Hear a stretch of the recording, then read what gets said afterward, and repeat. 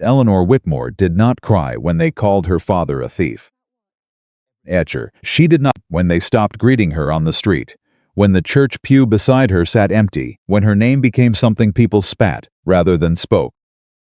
She had cried all those tears already alone in the dark, where no one could use them against her. But on the night a stranger crossed a ballroom full of people who despised her and asked her to dance, that was the night. Eleanor Whitmore finally understood that the truth had not finished fighting yet.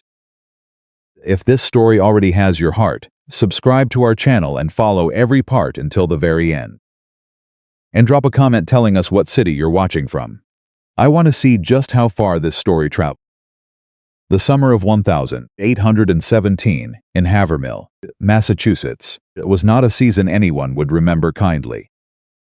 It was the summer the Whitmore Bank failed. It was the summer 243 families woke up to find their savings gone, not slowly drained, not gradually lost, but simply gone, the way a candle goes out when someone blows it deliberately and walks away in the dark. And it was the Eleanor top in the eyes of the town she had grown up in, and became instead a symbol. A target. A name people spoke the way they spoke of storms and sickness and things that ruin everything they touch. She was 25 years old, and she had done nothing wrong. That truth mattered to her. Some days it was the only thing that did. Held it the way a person holds a candle in a windstorm, cupped close, shielded, terrified that one wrong breath would extinguish it entirely and leave her with nothing but the dark. Her father, Josiah Whitmore, had built that bank with his own hands. 30 years. He had started with one small office on Merchant Street, a ledger, and a reputation for being the most honest man in 3 counties. Farmers trusted him with their harvest money. Widows trusted him with their burial savings. Merchants trusted him with capital they had spent a decade building. He had never once failed them, until the autumn of 1817, when he failed everyone all at once. Or so the story went. Eleanor knew the story the town told. She had heard it through closed windows and across crowded market squares. She had read it in the single newspaper that served Havermill and the surrounding townships. She had seen it written in the faces of women who used to call her by her first name and now looked through her as if she were made of glass. The story went like this. Josiah Whitmore had been reckless. He had made bad investments. He had borrowed against deposits he could not cover. And when the pressure came, when the debts called in, all at once the bank had buckled, and 243 families had paid the price. That was the story. Eleanor knew a different one. She just could not prove it yet. Harrington's summer party was held at the Callaway estate on the eastern edge of town, because that was where the Harringtons always held their summer gatherings in borrowed grandeur, in rented elegance. In rooms that smelled of beeswax and old money and the particular desperation of people who needed to be seen associating with the right names. Eleanor had not wanted to come. She had stood in her small bedroom, the same bedroom she had grown up in, though. The house felt different now. It felt smaller and colder even in July. As if the shame that had settled over the Whitmore name had seeped into the walls themselves, and she had held the invitation in both hands and thought about burning it. She had received it only because the Harringtons were obligated. Her mother had been Margaret Callaway before she married, which made Eleanor a distant cousin of the woman who had married Thomas Harrington 20 years ago. Which meant that refusing to invite Eleanor would be a social statement too obvious, even for Havermill's appetite for cruelty. The invitation had come. Stiff paper, precise handwriting, the Harrington seal pressed into blue wax. Eleanor's cousin Delia had urged her to stay home. "They'll make it miserable for you," Delia had said, standing in the doorway with her arms crossed and her brow furrowed. "You know they will. Martha Greaves will be there. And the Aldridge women. And half the creditors' committee. Eleanor, there is no reason in this world to walk yourself into that." "There's one reason," Eleanor had said. "And what's that?" "'Cause staying home means they've already won." Delia had not had an answer for that. Eleanor had pressed her best-dressed dark blue wool, plain at the collar. nothing that could be called extravagant, and she had pinned her hair, and she had walked to the Callaway estate with her chin level and her jaw set, and the particular kind of courage that has nothing to do with confidence and everything to do with refusing to give anyone the satisfaction of your absence. The room was full when she arrived. She recognized almost every face. She had grown up with these people. She had attended their children's christenings and their parents' funerals. She had sat beside their daughters in church and across from their husbands at charity dinners. She had been, for the first 24 years of her life, woven into the fabric of this community in ways that felt permanent, felt inevitable, felt like something that could not simply be undone. She had been wrong about that. The first test came within 4 minutes of her entering the room. She walked toward the refreshment table because she needed something to do with her hands and because standing still in the doorway would have been worse. Martha Greaves was standing 3 feet from the punch bowl, deep in conversation with Catherine Aldridge. Both women looked up when Eleanor approached. Martha Greaves turned her back. Not gradually, not with the slow drift of someone distracted by something else. She turned her back with the clean, deliberate precision of a woman making a point, spine straight, shoulders squared, message as clear as if she had spoken it aloud. Catherine Aldridge hesitated 1/2 second longer. Then she turned as well. Eleanor poured herself a glass of punch. Her hand was steady. She was very proud of that hand. She moved to the side of the room and stood there, watching the floor, watching the dancers. Watching the easy, comfortable way people moved through a gathering when they were not being quietly executed by the collective opinion of everyone around them. Nobody approached her. Over the next hour, the room filled further. Musicians played, couples danced, women laughed behind their fans. Men talked business in the corners the way men always did, loud enough to feel important, quiet enough to feel exclusive. Eleanor stood where she was. She was offered no conversation. No greeting. No acknowledgement beyond the occasional glance, quick, assessing, then deliberately withdrawn, the way people look at something unsettling that they have decided to pretend they did not see. He counted the minutes the way a person counts the steps of a long, cold walk home. She was not going to leave early. She had decided that before she came. She would stay through the dancing and the supper announcement, and then she would leave with the same measured dignity with which she had arrived.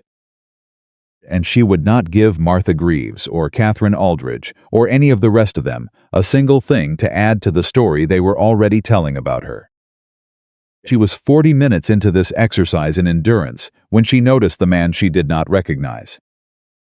He had arrived late. She had seen him come in from the side entrance, which meant he had come through the garden, which meant he either lived nearby or he knew the grounds well enough to navigate them in the dark. He was tall, broad through the shoulders in the way of a man who had done physical work at some point in his life, even if the cut of his coat suggested he no longer needed to.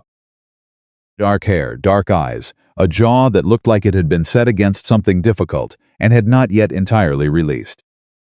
He was perhaps 34, perhaps older. He moved through the room the way certain move, not aggressively, not urgently, but with the quiet certainty of someone who has never had to announce his arrival because rooms have always known he was there. She watched him work the perimeter. He shook hands. He exchanged words. He accepted a drink and held it without drinking. He was being studied. She realized this was a man people watched, a man whose presence at a gathering meant something, and she found herself wondering who he was and why she had never seen him in Havermill before. Then she watched him stop. He had reached the edge of the dancing floor. He was standing perhaps 30 feet from her, and he had gone still in a way that had nothing to do with politeness or social convention. He had gone still the way a person goes still when they are looking at something that has surprised them. He was looking at her. Eleanor did not look away. She had learned in the past 3 months that looking away was an invitation. It said, "I am ashamed. I know I should not be here. I will make this easier for you by disappearing." She was finished making things easier for people. so she held his gaze. He held hers. After a moment that felt longer than it probably was, she watched him make a decision. She could see it happen. Something in his expression shifted, settled, resolved itself into a kind of purposeful calm. He handed his glass to the nearest person, who took it, automatically, out of reflex, and did not appear to understand why they had done so. And then Nathaniel Harrington crossed the room. She did not know his name yet. She did not know that he had lost $4,000 in her father's bank. She did not know that he had ridden through the night from Boston 3 times in the past month, trying to understand a set of financial records that refused to add up the way everyone insisted they should. She did not know any of that. She only knew that he was walking toward her with the kind of directness that silenced conversations in his wake, because people noticed, because people always notice when someone does the unexpected thing, and walking deliberately toward Eleanor Whitmore at a Havermill gathering in the summer of 1817 was about as unexpected as anything a man could do. He stopped in front of her. The room, she realized, had gone significantly quieter. He inclined his head, not a bow exactly, more the gesture of a man who was being courteous without being performative about it. "Miss Whitmore," he said. His voice was low, even. The kind of voice that did not need to work hard to be heard. Eleanor felt every set of eyes in the room settle on her like weight. She felt Martha Greaves turn back around. She felt the musicians falter for exactly 1 beat before recovering. She said, "I don't believe we've been introduced, sir." "We haven't," he agreed. "My name is Nathaniel Harrington.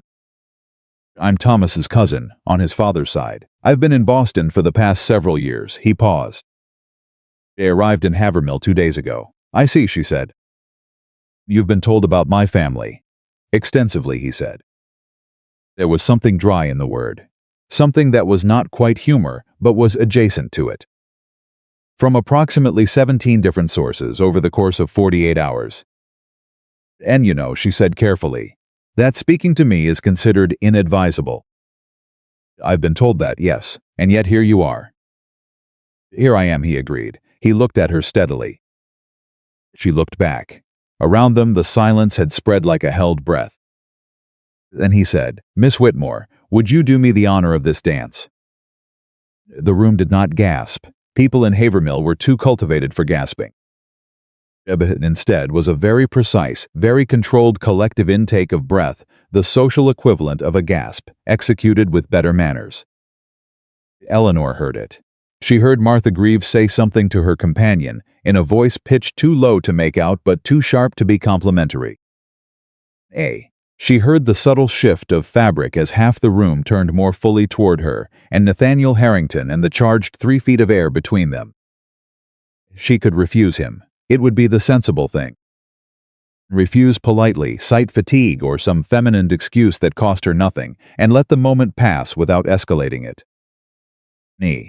He would be spared association with her. She would be spared the spectacle of dancing with a man she had never met in a room full of people waiting for her to do something they could use against her. That was the sensible thing. Eleanor Whitmore placed her hand in his. She heard the murmur move through the room the way wind moves through tall grass, low, swift, communal. He led her to the floor. His hand at her waist was correct. His posture was correct. He danced the way she would have expected a man of his background, to dance with competence rather than flourish, with attention rather than performance. He was, she noticed, paying very little attention to the other dancers, and a very great deal of attention to her. "Why?" she asked him, when they had completed half a circuit and the music had covered the word. He did not pretend to misunderstand her. "Because I wanted to." "That's not an answer." "It isn't." He guided her through a turn. "I've spent 2 days listening to a town tell me, your father was a criminal, and you were either his accomplice or his fool. And I've spent 2 days looking at bank records that don't support that story." He paused. "I'm not in the habit of accepting stories that don't match the evidence." Eleanor's breath did something complicated. She kept her expression level. "You've been looking at the records," she said. "I lost $4,000 in your father's bank," he said. It was not an accusation. It was a plain statement of fact offered without heat. I don't lose $4,000 without understanding why. What did you find? Enough to know that what happened to your father's bank was not entirely your father's fault. He met her eyes. And enough to know that I'm missing something. Something significant. He paused. Think you know what it is. Eleanor looked at him. She was careful in that moment about what she let her face show. She had been careful about that for 3 months, careful about hope especially, because hope had a way of making a person reckless, and she could not afford recklessness. She could not afford anything that made her look unstable, or desperate, or anything other than composed. But something in his voice, the evenness of it, the absence of the particular contempt she had grown so accustomed to hearing, made the careful part of her work a little harder than usual. Mr. Harrington, she said, yes? People are watching us. I know. Dancing with me will cost you something, he said. He did not appear troubled by this. Most things worth doing cost something. The music moved them through another turn. She was aware of him in the way she was aware of weather, not romantically, not yet, but with the heightened attention a person gives to something that might be significant. My father is not well, she said quietly. He had a stroke the week the bank failed. He can't speak, he can't walk, he spends his days in a chair by the window, and he watches the street. And sometimes I think he's waiting for something, but I don't know what. She stopped. She had not meant to say that much. I'm telling you this because whatever you think I know, whatever you think I'm hiding, I'm not protecting my father out of blindness. I'm protecting him because he is the only family I have left, and because whatever he did or didn't do, he is still my father. Nathaniel Harrington was quiet for a moment. I'm not here to destroy your father, he said. And what are you here for? The truth, he said. Whatever it turns out to be. The music ended. He released her hand. He stepped back. He inclined his head with the same correct courtesy with which he had approached her. Thank you for the dance, Miss Whitmore, he said. Around them, the room breathed again, and within it a dozen quiet conversations restarted all at once, the particular buzzing sound of people who had witnessed something they needed to immediately discuss. Eleanor looked at him. You said you've been looking at the records, she said. What records exactly? The bank records are supposed to be sealed. Something shifted in his expression, not guilt, she thought, but awareness. The awareness of a man who had done something not quite within the lines and knew it. There are records, he said carefully, that a determined man with the right connections in Boston can access. He paused. There are records that a banker's daughter might have kept herself. Private records, personal correspondence. He met her eyes. Your father wrote to my uncle twice in the 8 months before the bank failed. I have those letters. Eleanor went very still. What did the letters say? That's why I need to speak with you, he said. Privately. In daylight, with a chaperone present, so that nobody has any cause to add to whatever they're already saying. He held her gaze. The letters, they mention a name. Someone inside the bank. Someone your father was worried about. Eleanor felt the blood drain from her face. She felt it go, and she felt the cold that replaced it, and she felt, underneath both of those things, the deep particular terror of someone who has been waiting for a particular truth to surface, and is not sure, even now, whether surfacing will save everything or destroy it. When, she said. Her voice came out steadier than it had any right to. Tomorrow morning, he said. If you're willing. She looked at him for a long moment. She looked at the room behind him, the turned backs, and the watching eyes, and the 47 years of accumulated Havermill opinion, pressing down on her from every direction. Neep, I'll be at the edge of the Callaway orchard, she said. He nodded once. Good night, Miss Whitmore. Walked away. Eleanor stood where she was for exactly 3 seconds. Then she turned and walked toward the far wall, and stood there with her hands folded in front of her, and her breathing deliberate and slow. And she thought about the name her father had written in a letter 8 months before his bank destroyed 243 families. She already knew that name. She had known it for 3 months. Yeah, she had been waiting, in secret, for someone else to find it, because if she said it alone, she was a desperate daughter, protecting a criminal father, and nobody would listen. But if someone else found it first, someone who had lost money, someone with standing, someone with resources she didn't have, and then it became the truth. Then it became something that could actually do something. Across the room, she caught Martha Greaves staring at her with an expression that was 1 part contempt and 2 parts something else. Something that looked, if Eleanor was reading it right, very much like unease. Good, she thought. You should be uneasy, because the thing you built this story on is not as solid as you think. She left an hour later, precisely when she had planned to leave, not early, not late, not because anyone drove her out, and not because anyone gave her reason to stay, but because she had come to make a point about her own refusal to disappear, and she had made it. The night was warm. The stars over Havermill were the same stars that had been there since before anyone in this town had decided what kind of woman Eleanor Whitmore was, and they would be there long after the opinion of Martha Greaves had dissolved into nothing. She walked home, thinking about Nathaniel Harrington's voice. Evenness of it, the absence of contempt. She walked home thinking about the letters, what he had said, what he had not said. What it meant that her father had written to someone about a name 8 months before everything fell apart. Walked home thinking about Samuel, her cousin. Her father's partner, and everyone in Havermill looked at with sympathy poor Samuel, who had also lost money, had also been damaged by the bank's failure, who had stood at the creditors' meeting with grief on his face, and said quietly that he wished he had seen it coming, that he wished he had done more to stop it. Samuel, who had been inside the bank every day for 6 years. Samuel, who had access to every account, every ledger, every transaction.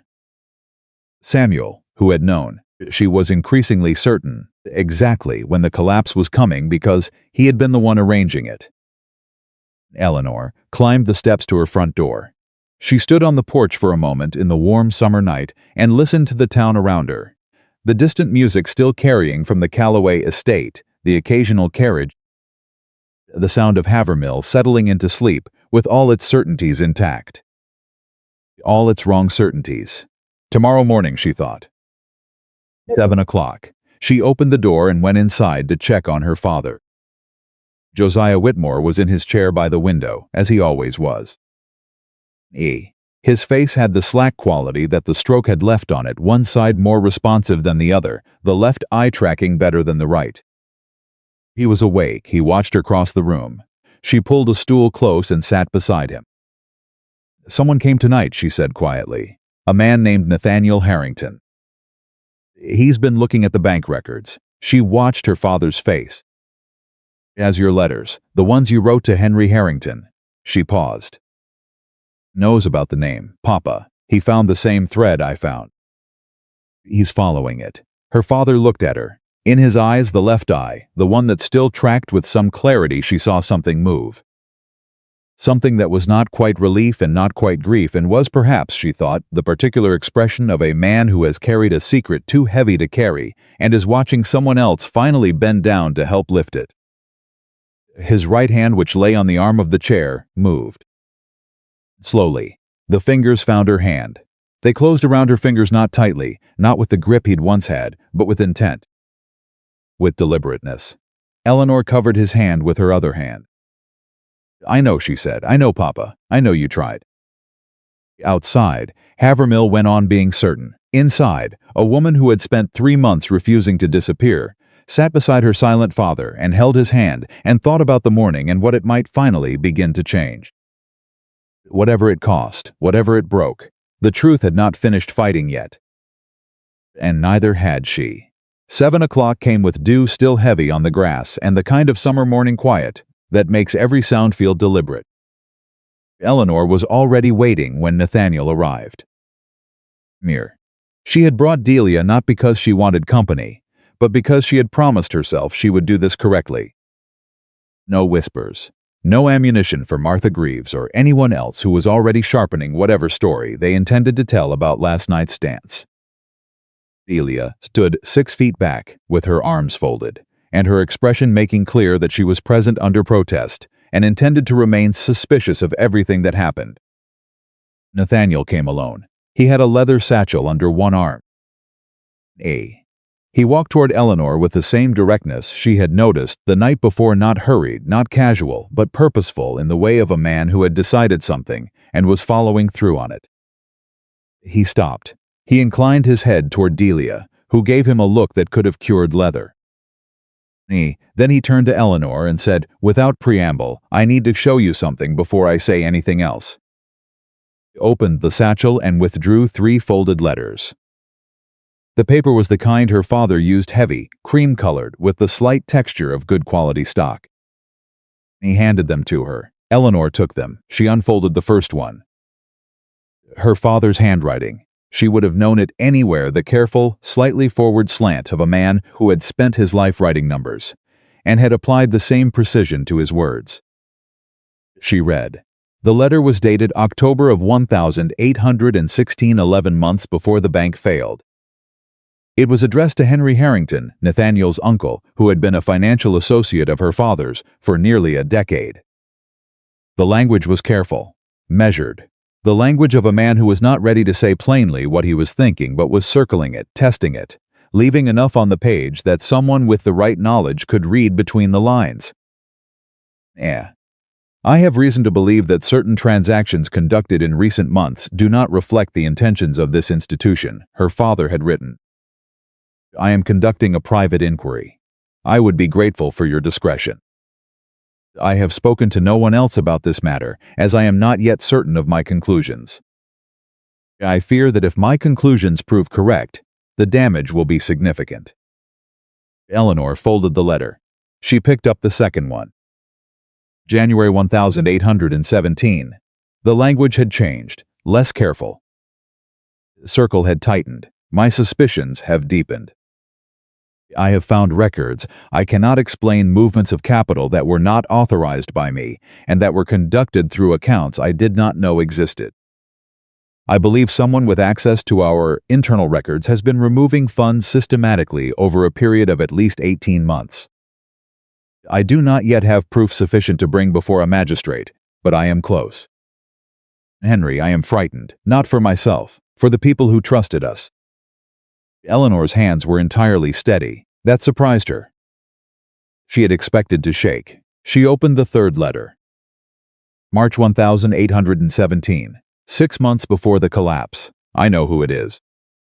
That was the first line. Just that.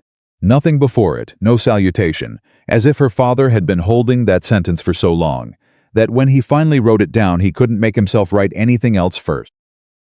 I know who it is, and I find that knowing is in some ways worse than not knowing, because I cannot bring myself to do what must be done. Person is my family. I have known him since he was a boy. I watched him grow. I trusted him the way you trust someone you have loved for 20 years, which is to say completely and without sufficient examination. That trust has been used against me, against all of us. I am trying to understand how to correct this without destroying what remains. I fear there may be no way. I fear that what I have allowed to continue, out of love and cowardice in equal measure, has already made the destruction inevitable. God forgive me, Henry. I don't know how to ask the people of this town for the same. Eleanor stood very still for a moment after she finished reading. Then she refolded the letter. She handed all 3 back to Nathaniel with hands that were still, she noted with some part of herself, entirely steady. He knew, Nathaniel said quietly. It was not a question. He knew, she confirmed. For how long? I think he suspected from the beginning of 1816, she said.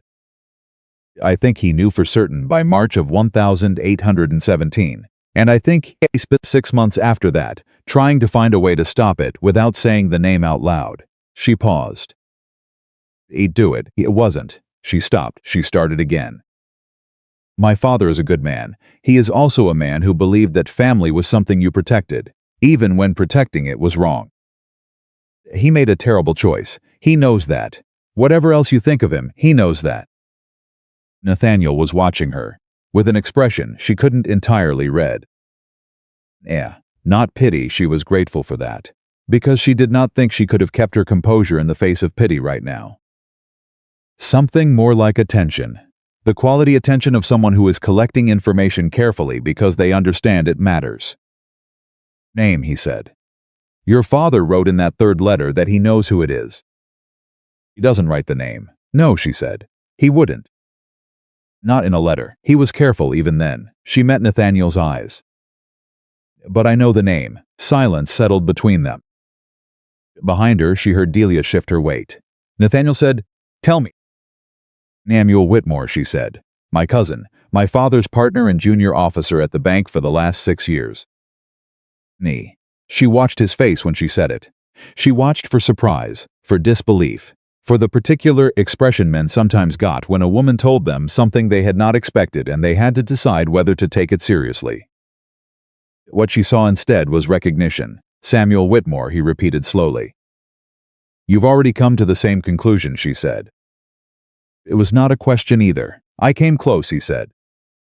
The agents I accessed in the official ledgers show discrepancies in 3 accounts that were managed primarily by your father's junior partner. Attached to those accounts is listed as J. Whitmore, but the handwriting on the transaction logs I had a clerk compare samples doesn't match your father's hand. Eleanor felt something in her chest release. It was a small thing, barely perceptible, the way a knot loosens before it comes entirely free. But it was there, 3 months of carrying this alone, and here was someone standing across from her saying the words she had been saying to herself in the dark. The handwriting doesn't match. I have my own records, she said. My father kept copies of everything: ledgers, transaction logs, correspondence. He kept them at home, not at the bank. After the stroke, I went through everything. It took me 6 weeks. I compared every transaction in the 3 months before the collapse against my father's known handwriting.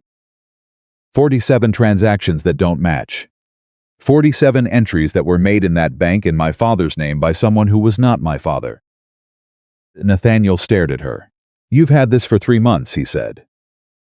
Yes. Why haven't you brought it forward? Because I'm Josiah Whitmore's daughter, she said flatly. Because I am a 25-year-old woman whose father is lying paralyzed in a chair and who has no money, no standing, and no allies in a town that has already decided my family is guilty. Because if I walk into a magistrate's office with a stack of private ledgers and say my cousin committed fraud, every person in that room will hear a desperate girl lying to protect her criminal father. She looked at him steadily. I needed someone else to find it first. Someone who had standing. Someone who had lost money. Someone the town would listen to. Nathaniel was quiet for a long moment. Then he said, You've been waiting for me. I've been waiting for anyone, she said honestly. You're the first person who came. And again the next morning, and the morning after that. Delia stopped coming after the 3rd meeting, or rather, she stationed herself far enough back that she was technically present but practically absent, which was her way of communicating that she had decided Nathaniel Harrington was probably not planning anything dishonorable. Eleanor did not point out this change. She was grateful for it. Each morning they worked through documents. Eleanor brought what she had: her father's private ledgers, the transaction comparisons, the personal letters. Nathaniel brought what he had: the copies from Boston, the financial analysis he had commissioned from a trusted associate, the 2 additional letters from his Uncle Henry that mentioned her father's concerns in passing. It was meticulous work, it was slow, and it was in the particular way of things that are being built carefully rather than assembled hastily, beginning to form a shape.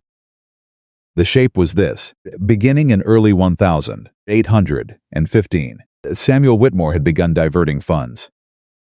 Not large amounts at first, small enough to be invisible in the ordinary flow of a bank's daily transactions, niche enough, but the other, over time, accumulate into something significant. He had used a technique that her father's private records called shadow accounting, creating parallel entries under authorized names that logged transfers to legitimate-sounding purposes, while the actual money moved into accounts accessible only to him.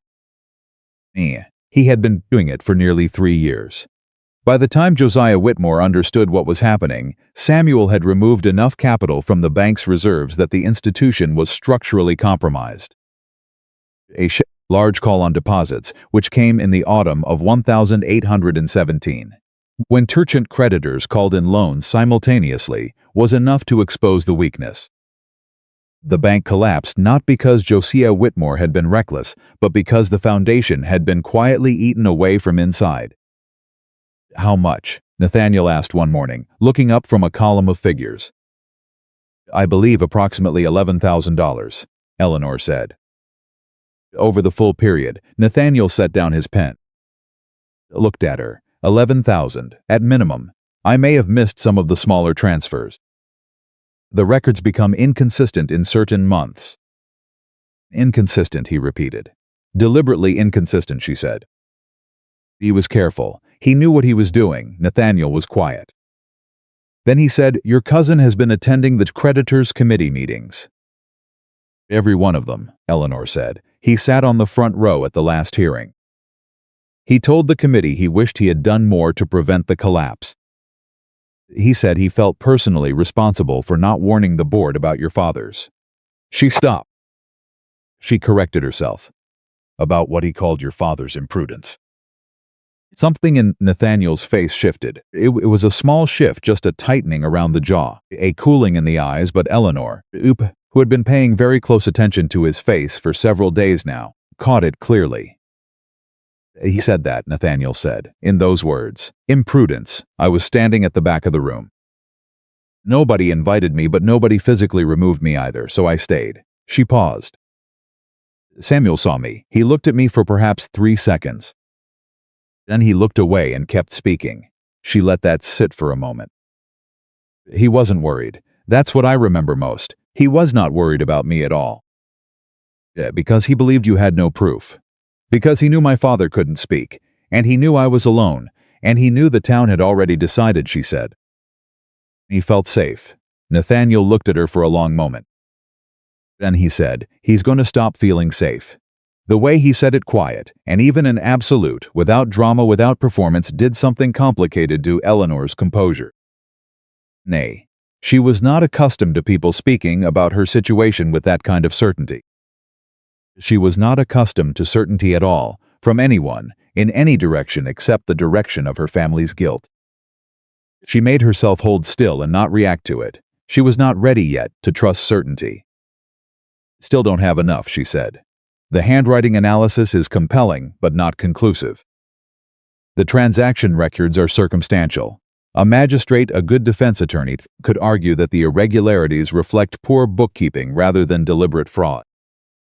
"I know," he said. "We need something more direct." He tapped his pen against the table. "A witness. Someone who knew. Someone who saw something." Eleanor thought about this. She thought about the bank, the people who had worked there, who had sat in that building every day while Samuel Whitmore moved money through shadow accounts. The clerks, the tellers, the people who processed transactions without necessarily understanding what they were processing. "There was a man," she said slowly, "a clerk named Arthur Pell. He worked at the bank for 4 years. He was dismissed 3 months before the collapse. My father dismissed him, which everyone took as further evidence of mismanagement. Another employee cast aside. But Arthur Pell came to our house after the bank failed. He came in the middle of the night, and he spoke to me through the kitchen door, and he said she stopped." What did he say?" Nathaniel asked. "He said he had seen something he hadn't understood at the time. A transaction log that had been altered. He had gone to Samuel with a question about it, not accusingly, just a question from a conscientious clerk who wanted to make sure the records were correct, and within 2 weeks he had been dismissed." She paused. He was frightened. He said he was telling me because he thought I deserved to know, and because he was leaving Havermill the next morning and wasn't planning to come back." "Did he leave?" "I don't know. He said he was going to his sister's, in Concord." She looked at Nathaniel. "I don't know if he's still there. I don't know if he'd be willing to speak to anyone officially." Very frightened. Nathaniel straightened. "Concord is 2 days' ride." Eleanor met his eyes. "It is," she said carefully. "I can be there by Thursday." She felt the thing in her chest loosen another fraction. "Mr. Harrington Nathaniel," he said.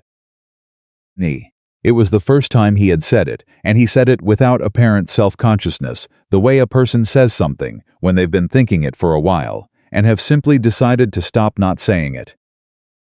"We've been sitting across a table from each other every morning for a week. I think we've passed the threshold for formality." Eleanor looked at him. Something moved through her that she was not ready to examine or name something that was not gratitude. Exactly, though gratitude was part of it.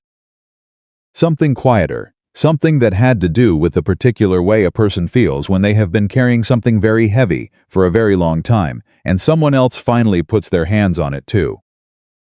"Nathaniel," she said. The word felt careful in her mouth. "I need you to understand something before you ride to Concord. Tell me. If Arthur Pell talks, if we get his testimony, if we bring this before the magistrate, it will not be clean. Samuel has allies. He has built alliances very carefully over the past 3 years, in the same period he was dismantling my father's bank. The creditors' committee chair is a personal friend of his. 2 of the 4 magistrates in this county have dined at his table in the past year." She paused. "He has positioned himself. He knew this day might come and he prepared for it." Nathaniel listened without interrupting. "I'm telling you this," she continued, "because if you go to Concord and you find Arthur Pell and you bring back testimony, the next step is not simple. Next step is a fight, a public one, against a man who has resources and standing and the sympathy of an entire town. And at the end of that fight, even if we win," she stopped. "Even if we win, my father's name will only be partially restored." Did know. He did wait too long. He made a choice that hurt people, even if it wasn't the choice everyone thinks he made. The story that comes out will be more complicated than the town wants. Some of them won't believe it. Some of them will keep believing what they already believe because it's easier." Nathaniel looked at her steadily through all of this. When she finished, he was quiet for a moment. Then he said, "Are you trying to talk me out of going?" "No," she said. "I'm trying to make sure you understand what you're going into. I don't want you to do this and then feel later that you weren't told the full truth of what it would cost." He looked back at her for a long moment. Something in his expression, she couldn't quite name it. But it was there. It was real. And it had nothing to do with pity shifted and settled. "Miss Whitmore," he said.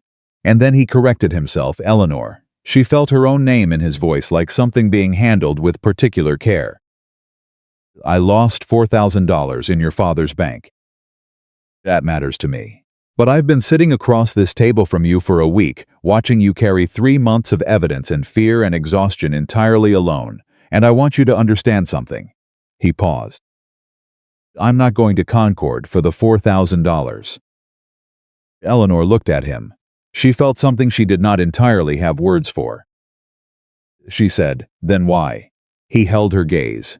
"Because you said the truth has a right to come out, and because you were right, and because someone should have helped you carry this months ago." He left for Concord on Thursday morning. Eleanor did not see him off. They had agreed, without explicitly agreeing, that appearances in Havermill were a resource that needed careful management. Nathaniel being seen leaving town was unremarkable. Nathaniel being seen leaving town while Eleanor Whitmore waved from the road was a story the town did not need. She spent Thursday and Friday managing what she could manage, which was her father's care, the household accounts, which had been reduced to a careful and humbling arithmetic, and the continuing business of walking through Havermill with her chin level and her expression composed. Saturday brought a development she had not anticipated. Samuel came to the house. She opened the door and found him standing on the porch with his hat in his hands, and an expression on his face that she had seen before, the expression of concern layered over something else, something harder to read, that she had been watching for a long time without being sure of what she was seeing. "Eleanor," he said warmly, "I hope I'm not intruding." "You are," she said. "But come in." He came in. He asked after her father. He sat in the parlor chair that visitors sat in, and he accepted the tea she offered because refusing it would have been odd, and Samuels was always careful not to be odd. He said, "I've been hearing some talk." Eleanor poured her own tea. "Yeah, there's always talk." "This particular talk, Samuel said, involves a man named Nathaniel Harrington, who has apparently been spending a great deal of time in your company." He paused with the delicate precision of a man deploying a pause as a weapon. "People are concerned for you, Eleanor. People are saying this man is asking questions about the bank, about the records. People say many things," Eleanor said. "They're saying he's been obtaining copies of documents from Boston. Financial records." Samuel looked at her with an expression of gentle worry. "Eleanor, I understand you want to clear your father's name. I understand why. But this man, I've made some inquiries, he lost significant money in the bank's failure.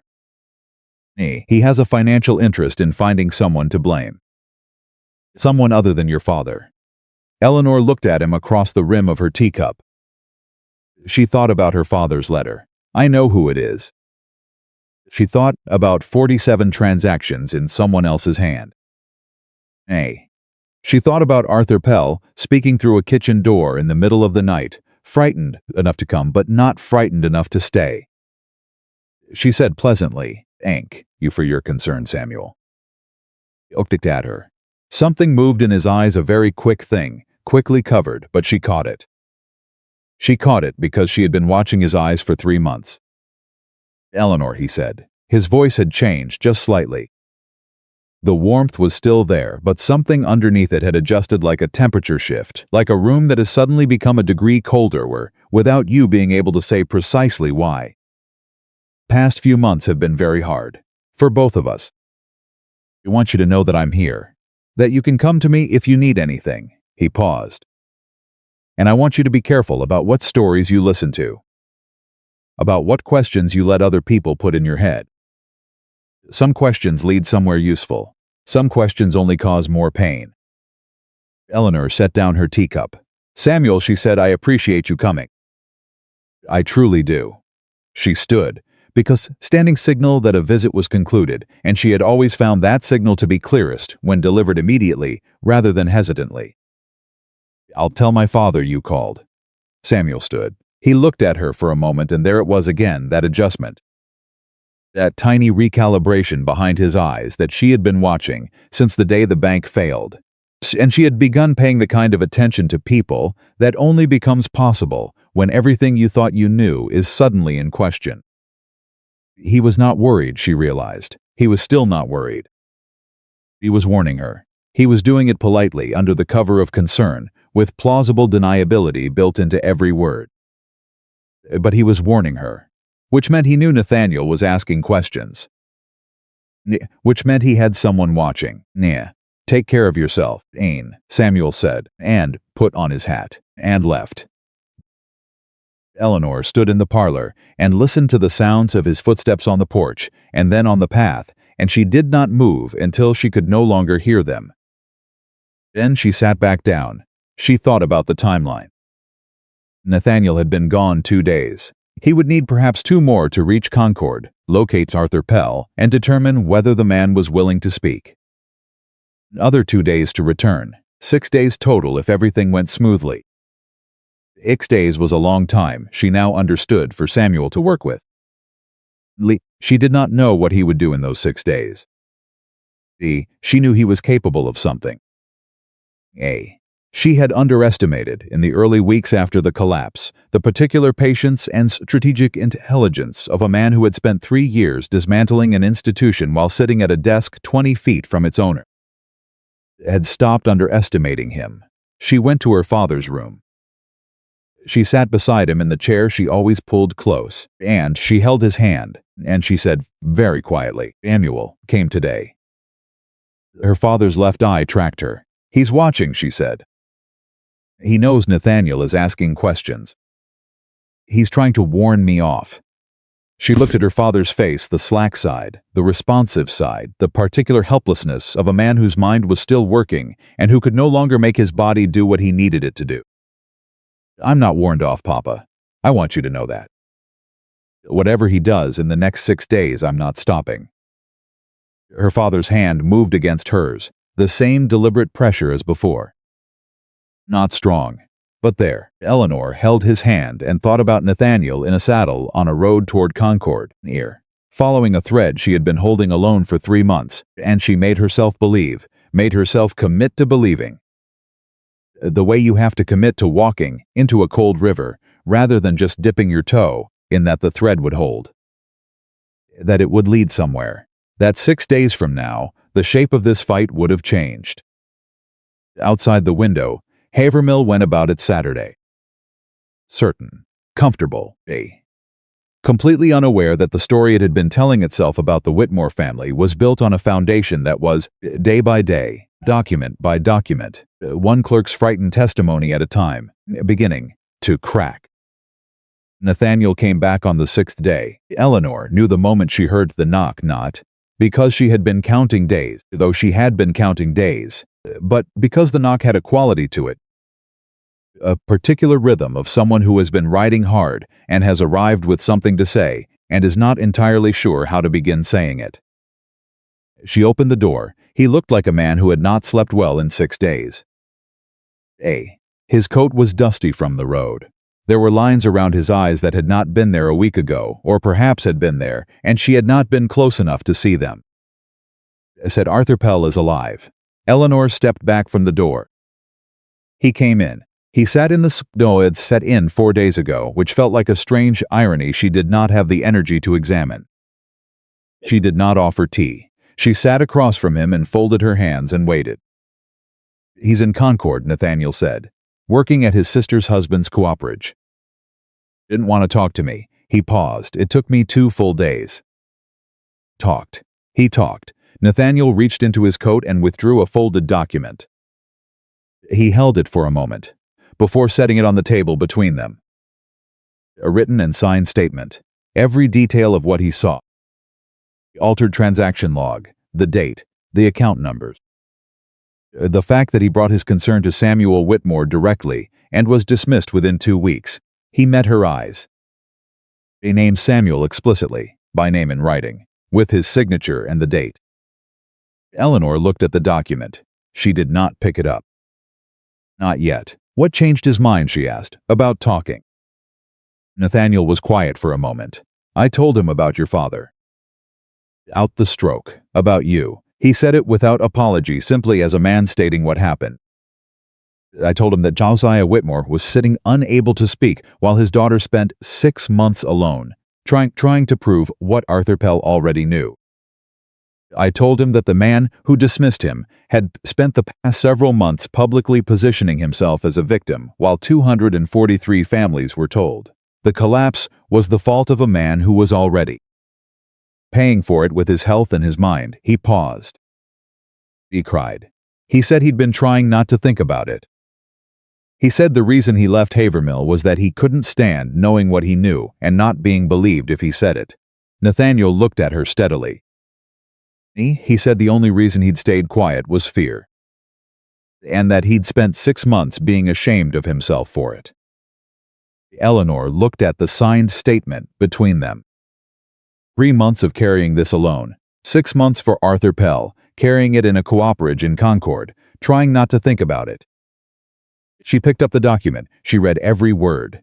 It was exactly what Nathaniel had said it was. Clean, specific, damning in its precision. Arthur Pell wrote the way a careful man wrote, no embellishment, no excess, just the facts as he had witnessed them, dated and signed and unambiguous. Set it down. This is enough to take to a magistrate, she said. Combined with your transaction records and the handwriting analysis, yes, Nathaniel said. I believe so. He paused. But there's something else. Something in his voice made her go still. Tell me, she said. He reached into the satchel again. He withdrew a second document, not a letter, not a ledger page, but something that looked like a legal instrument. She recognized the format, property transfer document. She had seen enough of them in her father's files to know what she was looking at. While I was in Concord, he said, I stopped at the county records office. They had a name I wanted to check. He set the document on the table beside the signed statement. 3 weeks before your father's bank collapsed, a land transfer was recorded in this county. 40 acres of farmland in the Eastern District land that had been held in your father's name as collateral against private was transferred to a holding entity called the Havermill Agricultural Trust. He looked at her. Do you know who controls that trust? Eleanor felt the cold begin at the back of her neck and move forward. Elmy, she said again, though she already knew. Samuel Whitmore, Nathaniel said, established the trust 6 months before the collapse. He is the sole trustee. He paused. The land transfer was recorded at below market value, which is why nobody flagged it in the general accounting. But the original loan document, which I found in your father's private copies, shows that the land was worth nearly twice what the transfer recorded. Eleanor stood up. She did not intend to stand up. Her body did it on its own, the way a body sometimes moves when a mind reaches a conclusion faster than it can articulate. He didn't just steal from the accounts, she said. No, Nathaniel said. He used the accounts as cover. The larger play was the property. When the bank collapsed and creditors came to claim assets, the land had already been transferred legally, on paper, to an entity that Samuel controlled. It looked like a bad loan that hadn't been recovered. It was actually a theft he had been planning for years. Eleanor put her hand on the back of her chair. She gripped it. Not because she needed support, but because she needed something solid under her hands. How much land? She said. Total. Across multiple transfers in the 8 months before the collapse. Nathaniel looked at the documents. I believe the equivalent value exceeds $20,000. Nin. The number landed in the room, like Stoneskemteton still water it hit, and then the rings moved outward from it, changing the shape of everything around it. $20,000. 11,000 in diverted bank funds. 20,000 in fraudulent land transfers. Samuel Whitmore had not stumbled into crime out of desperation or opportunity. He had constructed it. He had built it the way a craftsman builds something carefully over years, with a clear vision of the final shape. He planned this, Eleanor said, from the beginning. At least 1,814, Nathaniel said. Possibly earlier. It was quiet for a long moment. Then she said, he came here 4 days ago. He sat in that chair and warned me to stop asking questions. Edu had a financial interest in finding someone to blame. She paused. He was warning me, and at the same time he was watching to see how much I knew. He's known we've been building a case, Nathaniel said. The question is whether he knows how much we have. He doesn't, Eleanor said. If he did, he would have done something more than warn me. She looked at Nathaniel. But he'll find out. He has someone in town watching. I don't know who, but he knew about you within days of your arrival. She met his eyes. How long do we have before he moves? Nathaniel looked at the documents on the table. Not long, he said. If he has any intelligence about my time in Concord, if anyone told him I went to the records office, he'll know exactly what we found. Then we can't wait, she said. No, we can't. Magistrate's court sits next Thursday, Eleanor said. Her voice had gone very even. It was the voice she used when the fear was highest, when she needed every functioning part of her mind on the problem in front of her and could not afford the luxury of sounding afraid. 7 days, Nathaniel confirmed. Can we be ready? He looked at her steadily. We're ready now. They were not, it turned out, quite ready. What they discovered over the next 48 hours was that Samuel had been moving faster than they had realized. It started with old Thomas Greaves, who ran the general store and had been a creditor in the bank collapse and was, for reasons Eleanor had never entirely understood, one of Samuel's most consistent public supporters. Thomas Greaves came to the county records office on Monday morning, 2 days after Nathaniel's return, and filed an amended complaint against the Whitmore estate. The amended complaint was not subtle. It alleged that Josiah Whitmore had engaged in deliberate concealment of assets in the months prior to the bank's collapse, specifically citing the land transfers that Nathaniel had just uncovered, but framing them as evidence of Josiah's fraud rather than Samuel's. Eleanor read the amended complaint, standing in the county clerk's front room, with the clerk watching her from behind his desk with the expression of a man who was both sympathetic and entirely helpless to do anything. "When was this filed?" she asked. "Monday morning," the clerk said.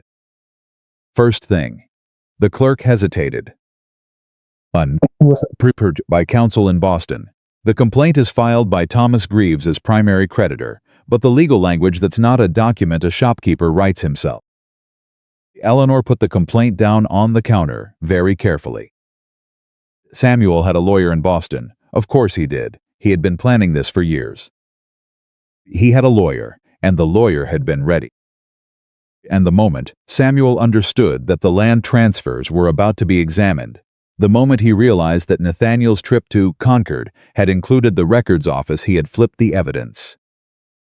He had taken the very fraud Nathaniel had uncovered and repackaged it as Josiah Whitmore's crime before they could bring it forward as Samuel's. It was, she thought with a cold and furious clarity, brilliantly done.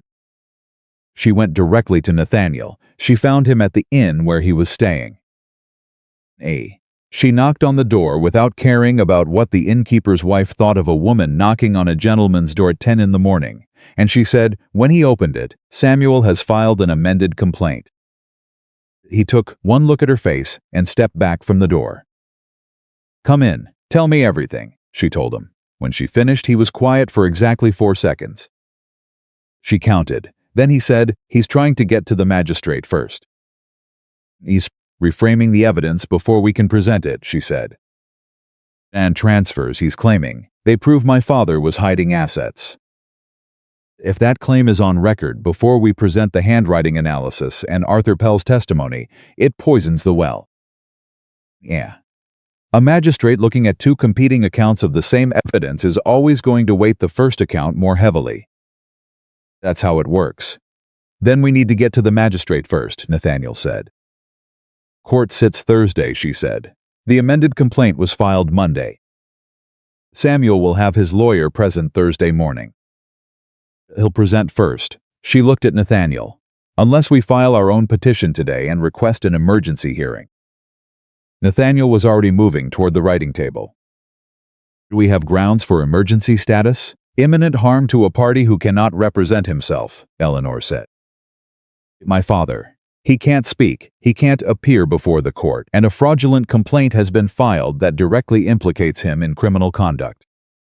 Magistrate has an obligation to write that down," Nathaniel said, pushing paper toward her. "Exactly as you just said it, every word." Eleanor sat down at the table.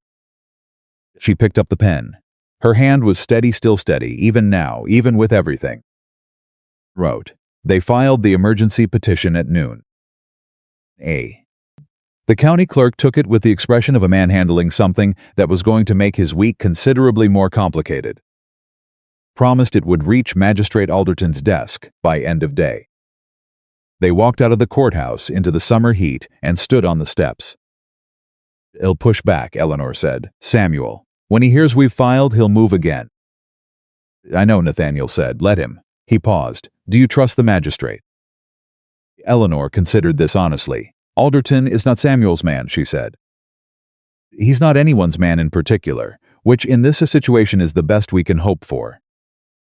He was a friend of my father's a long time ago. For all of this," she paused, "I don't know if that helps us or hurts us. It may make him more careful, more reluctant to be seen as partial. Or it may mean he remembers who Josiah Whitmore was before the story the town is telling," Nathaniel said quietly. Eleanor said nothing to that. She was not ready to rely on anyone's memory of who her father had been. The response came before end of day. A court officer arrived at the Whitmore house at 4 in the afternoon with a sealed document. Eleanor opened it with Nathaniel standing beside her in the parlor doorway. "Emergency hearing granted. Thursday morning, 8 o'clock. Both parties to present evidence, no continuances." It twice. Then she handed it to Nathaniel. He handed it back. "Thursday," he said. "Days," she said. They looked at each other for a moment. in the particular way of people who have been working toward something for a long time and have just understood that the working is almost over and what comes next is something different. Something more exposed, less controllable, more final. "I need to tell you something," Eleanor said. "Tell me." "My father's physician says she stopped." She started again. "Dr. Henley came yesterday. He says my father is declining." The stroke did more damage than we understood at the beginning. "May not." She stopped again. She made herself finish the sentence. "He may not be with us by winter." Nathaniel was quiet. "I'm not saying this to ask for anything," Eleanor said. Her voice was even. It cost her something to keep it even, but she kept it. "I'm saying it because you deserve to know the full picture of what Thursday means. If my father doesn't live to see his name cleared." She paused. "I still need Thursday to happen. I still need the truth to be on record. Not for him to feel better, for it to exist. For the 243 families who deserved the truth months ago." She looked at Nathaniel. "I need you to understand. That's why I'm doing this. Not to save my father from consequences. To tell the truth about what those consequences should actually be and who should actually bear them." Nathaniel looked at her for a long time. Then he said, very quietly, "Eleanor." "I know that." She looked at him. In his voice, the evenness of it, the absence of pity and the presence of something else. Something she had been afraid to name, because naming it felt like a kind of exposure she had not given herself permission to risk. She heard something she had not heard in 3 months. She heard someone who believed her, not reluctantly, not provisionally, simply and completely, the way you believe a thing when the evidence is clear and your judgment is sound and you have stopped lying to yourself about what you're seeing. Once, she moved toward the door. 3 days, she said again. Let's use them. The next 72 hours moved with the particular speed of time that is running out. Eleanor organized every document they had into a precise, sequential presentation: the private ledgers, handwriting analysis, the transaction records, Arthur Pell's signed testimony, land transfer documents, with the original loan values annotated in her own careful hand. She cross-referenced everything. She made duplicates. She was meticulous in the way that fear, properly channeled, makes a person meticulous. Nathaniel, meanwhile, was doing something she had not asked him to do, and discovered only when he came to the house on Wednesday morning with a look on his face that told her something had happened. "I need to tell you something," he said, and she felt the particular cold of someone who has just heard her own words used back at her. "Tell me," she said. "I went to see 3 other creditors," he said. "Men I identified from the original bank records, men who lost significant amounts and who are currently listed as supporters of the amended complaint that Samuel filed." He met her eyes. "I showed them the land transfer documents, the original loan values versus the recorded transfer prices." Eleanor stared at him. "You showed them." I needed to know if Samuel had told them what the documents actually showed, or if he'd told them a version of events. He paused. Eleanor, 2 of the 3 didn't know. They knew there had been land transfers. They did not know the values had been falsified. Samuel told them the transfers were part of normal collateral management. He let that sit for a moment. When I showed them the original loan documents with the actual values, they understood, she said. One of them said he wanted to withdraw his support from the amended complaint before Thursday. Nathaniel looked at her. The other 2 asked if they could attend the hearing. Eleanor sat down. She had not intended to sit down. She sat in her chair in the parlor, and she looked at her hands in her lap, and she thought about 2 men reading a document and understanding for the first time that they had been lied to not by her father, but by the man they had trusted to tell them the truth about her father. "You did that on your own," she said. "I did," he said. "I should have told you first. I decided not to, because I thought you might tell me not to do it, and I thought it needed doing." He paused. "I'm telling you now." She looked at him. "You were right," she said finally. I would have said it was too risky. I would have said we couldn't afford to put the documents in front of people before the hearing." She paused. "I would have been wrong." Something shifted in his expression, the smallest thing, barely visible, but she was paying close enough attention that she caught it. Relief, she thought. He had been carrying the risk of having made a unilateral decision and had not been certain she would forgive him for it. "Thank you," she said simply. He looked at her. "You don't have to thank me." "I know I don't," she said. "I'm doing it anyway." Wednesday night, Eleanor sat with her father for a long time. Brought the documents with her.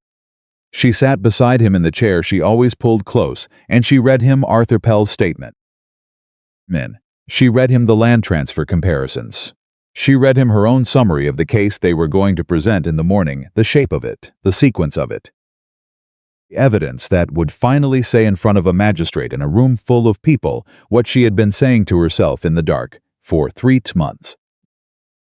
Her father listened. His left eye tracked her. His face did the things his face could still do, which were not many, but they were something. When she finished, she folded the last document and sat quietly for a moment. It might not be enough, she said to him, not to comfort him. Yeah. Just to tell him the truth, because he deserved the truth even when it was uncomfortable, and she had spent enough time in the past 3 months with people who didn't tell the truth that she had become almost fierce in her own commitment to it. Samuel is good, his lawyer is better. The magistrate might hear everything we have, and still decide the case is too complicated, the evidence too circumstantial, the timing too convenient. She paused. I need you to know that I've thought about that. And I'm going anyway. Her father's right hand moved, slowly. The fingers traveled across the arm of the chair toward her hand. She reached out and met them halfway. He gripped her fingers. Not hard, he couldn't grip hard anymore, but with a deliberateness that was unmistakably intentional, unmistakably directed, unmistakably something. Eleanor looked at his face. In his left eye, the tracking one, she saw something she had not seen in 3 months. Not hope, exactly. Something rawer than hope. Something that might have been, in a man who could still move his mouth to form words, the word go. She covered his hand with both of hers. She held it. I know, Papa, she said, I know. A Thursday morning arrived, the way the mornings of important things always arrived, quietly, without announcement, looking exact like every other morning, until the moment you had to get up and walk into it. Eleanor, dressed carefully. The same dark blue wool she had worn to the Harrington party, not because it was her finest, but because it was the dress she had worn the night. This fight became something more than her carrying it alone, and she was superstitious enough, on this particular morning, to want that continuity. She carried the documents in a leather case that had been her father's. Nathaniel was waiting outside the courthouse when she arrived. He was with 2 men she recognized from his description as the creditors who had asked to attend Philip Marsden, had owned a timber business and lost heavily in the collapse, and George, a grain merchant who had lost his working capital. Both men looked at Eleanor when she approached with the particular expression of people who are uncertain how to carry guilt they have recently understood they were carrying. Marsden, said Miss Whitmore. He took off his hat. I owe you an apology. Eleanor looked at him. You owe the truth a seat in that courtroom, she said. That's enough. They went inside. Samuel was already there. He was sitting at the respondent's table with a man Eleanor did not recognize, young, city-dressed, with the particular polished look of a Boston lawyer who had been hired to do something and was confident of his ability to do it. Samuel's expression, when Eleanor entered, was arranged into concern. His eyes did what they always did, that quick calculation, that assessment, the measuring of a man who is always running numbers. He looked at Nathaniel. He looked at the documents Eleanor was carrying. He looked at Marsden and Ward standing behind her. Something in his face changed, so small that most people in the room would not have caught it. Eleanor caught it. It was the first time, in 3 months of watching Samuel Whitmore with careful and frightened attention, that she had seen him uncertain. Magistrate's door opened. Alderton came in, a compact man in his 60s, with the face of someone who had spent a lifetime watching people argue about money and had developed a particular patience for it. He sat. He looked at the room. His eyes moved to Eleanor and stayed there for just a moment longer than they moved to anyone else. Then he looked at Samuel. Then he looked at his clerk and said, "Let's begin." Eleanor set her father's leather case on the table in front of her. She opened it. She placed the documents in order, exactly the order she had arranged them for the past 3 days. Exactly the sequence she had rehearsed in her mind at 2 in the morning when she could not sleep. Handwriting analysis first. Then the transaction records. Then Arthur Pell's signed statement. Then the land transfer documents with the annotated values. She looked at the magistrate. She looked at Samuel. She thought about her and his chairs by the window, waiting. And she thought about 243 families who had woken up 3 months ago to find their savings gone and had been given, in place of an explanation, a name to blame. She thought about what it had cost to get to this room. What it had cost her father. What it had cost Arthur Pell. What it was still costing every person who had trusted the Whitmore Bank and had been told that their trust had been betrayed by the man whose name was on the door. Magistrate said, "Miss Whitmore, you filed the petition requesting this emergency hearing. You may present first." Eleanor Whitmore stood up. She placed her hand flat on the documents in front of her. And she said, "Thank you, Magistrate Alderton. I'm going to tell you the truth about what happened to this town. All of it, including the parts my family is responsible for.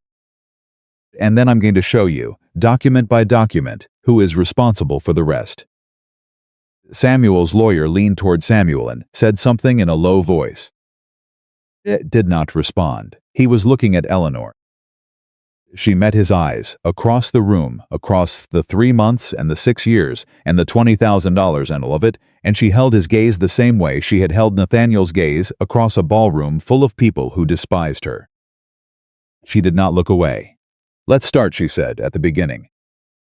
Magistrate's courtroom held perhaps 40 people. Eleanor had not expected 40 people.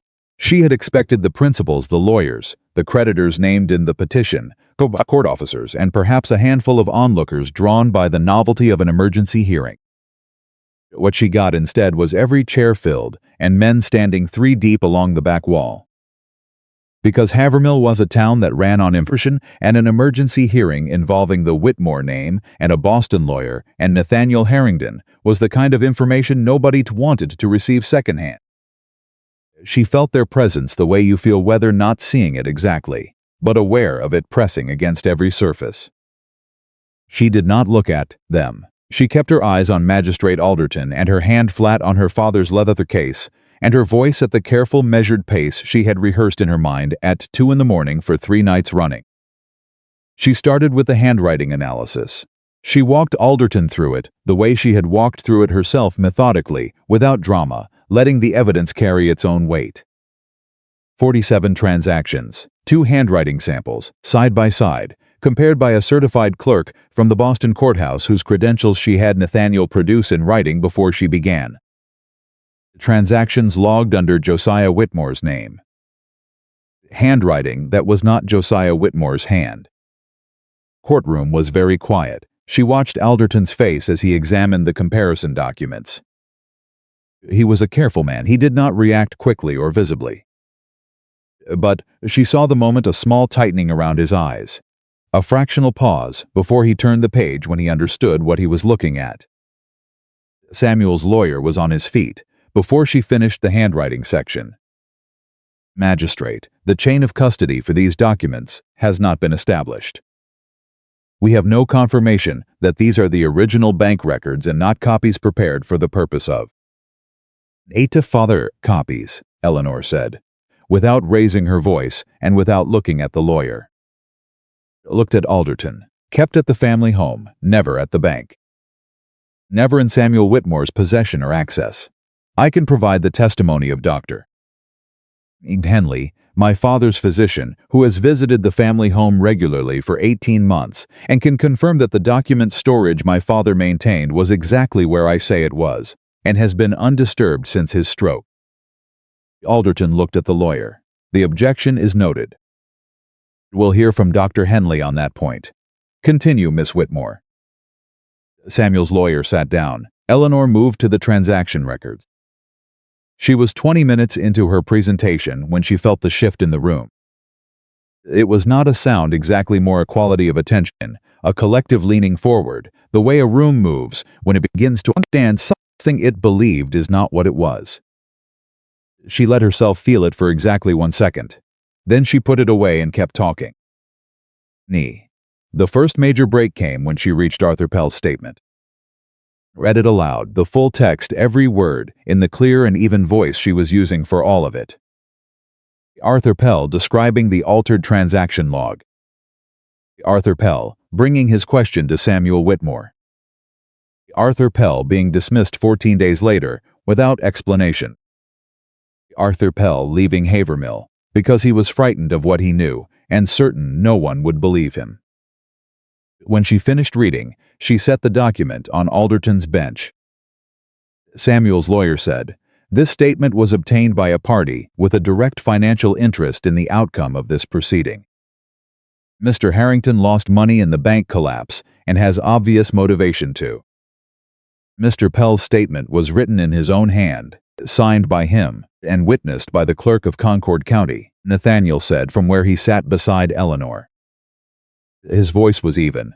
"The witness signature and county seal are on the document. I would ask the court to note them." Alderton examined the document. "Once they are noted," he said. Eleanor watched Samuel's lawyer recalibrate. She had been watching him since the hearing began, watching the small adjustments, the moments of reassessment, the places where his prepared arguments met the actual evidence and had to be quickly revised. He was good. He was doing exactly what a good lawyer did under pressure, which was to find the weakest joint in the opposing structure and press it. She had thought about every joint. She had reinforced everyone she could reach. But she also knew, with the steady, clear-eyed realism that 3 months of carrying this alone had given her, that there were joints she might have missed. She moved to the land transfers. This was the part she had thought hardest about, not because the evidence was weak, but because it was the most complex, and because complexity was the enemy of a courtroom. A magistrate could follow a simple story of fraudulent entries. Magistrate could follow a signed witness statement. The land transfer scheme required understanding 3 separate layers of documentation and how they connected, and she had one chance to make that connection clear. She took a breath. She set the documents in order. She said, in the 8 months before the Whitmore Bank collapsed, 42 acres of farmland were transferred out of the bank's collateral holdings into an entity called the Havermill Agricultural Trust. The transfer was recorded at a value of $600. She paused. The original loan document secured against this same land valued it at $1,100. The difference between those two numbers is the amount that disappeared from the collateral pool in a single transaction. She looked at Alderton. The Havermill Agricultural Trust was established 6 months before the collapse. Sole trustee is Samuel Whitmore. The room moved. She felt it, not saw it, felt it, the way you feel a tide shift. The sound of 40 people adjusting their understanding simultaneously was not a loud sound, but it was unmistakable. Martha Greaves was in the 3rd row. Eleanor knew without looking. She had clocked her position when she entered. She did not look at her now. She kept her eyes on Alderton. Samuel's lawyer was on his feet again. Havermill Agricultural Trust is a legitimate business entity established for the purpose of. If the trust is legitimate, Eleanor said, still looking at Alderton, not raising her voice, then its trustee can explain why land valued at $1,100 was transferred to it for $600. And why that transfer occurred 8 months before the collapse of the institution that held the original collateral. She paused. They would welcome that explanation. Alderton looked at Samuel's table. He looked at the lawyer. "I'm sorry, I don't have your name." "Ainton," the lawyer said. "Daniel Worthington of Boston." "Mr. Worthington," Alderton said, "can your client explain the valuation discrepancy?" Worthington looked at Samuel. This was the moment Eleanor had been waiting for. The documents, not the testimony. This moment, the moment when Samuel Whitmore, who had spent 6 years being the most prepared man in any room he entered, was asked a direct question in a public forum and had to answer it with 40 people watching, and the evidence she had assembled sitting on the magistrate's bench. Samuel leaned toward Worthington. They exchanged a whispered conversation that lasted perhaps 15 seconds. Then Worthington turned to the magistrate and said, "My client exercised standard discretion in the valuation of distressed collateral assets in anticipation of a volatile market." "That's not an explanation," said Philip Marsden from the gallery. Alderton looked up sharply. "Sir, I beg your pardon, magistrate." Marsden stood. He was a large man, and he stood the way large men stand when they are angry with the full weight of himself, nothing held back. "But I am a named creditor in this proceeding, and I believe I have standing to note that what Mr. Worthington just said is not an answer to your question. Mr. Marsden, you will have opportunity to address the court." "He valued that land at $600, Marsden said, and his voice was not loud, but it carried the particular quality of a man who has been lied to, and has recently understood it and is done being polite about it. He valued it at $600 and transferred it to his own trust before the bank failed and left the rest of us holding losses on collateral that was never worth what we were told it was worth, because the difference had already been moved somewhere he controlled." He paused. "That is what Miss Whitmore just showed us, and I would like to hear Mr. Worthington explain it using actual words." Alderton let the room settle. "A patient man. He was also," Eleanor observed, "not a stupid one. He had been listening to everything she had presented with the careful attention of someone building a picture, and the picture was building." He looked at Worthington. "You may respond when you have a complete response prepared. We'll hear from the other party now." He looked at Eleanor. "Continue." She was 40 minutes into the presentation when Samuel moved. Not physically, he was sitting perfectly still, the way he always sat, the particular stillness of a man who had learned to make control look like calm. But he moved in the way that mattered, which was that he picked up his pen and wrote something on a piece of paper and slid it to Worthington. Worthington read it. His expression didn't change. He folded the paper and put it in his coat pocket. Nan. 10 minutes later, Worthington stood and said, "Magistrate, I'd like to request a brief recess." Alderton looked at him. "On what grounds?" "New information has come to my attention that requires consultation with my client." Eleanor felt Nathaniel go still beside her. She felt it the way you feel a change in temperature without seeing it, just aware. "Magistrate," she said, "I would object to any recess at this point in the presentation. Petition we filed specifically requested emergency status due to time-sensitive considerations."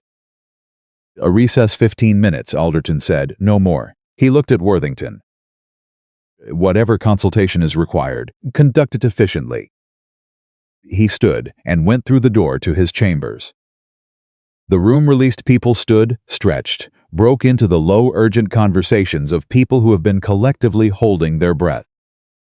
Eleanor turned to Nathaniel. Quietly, she said, "What is he doing?"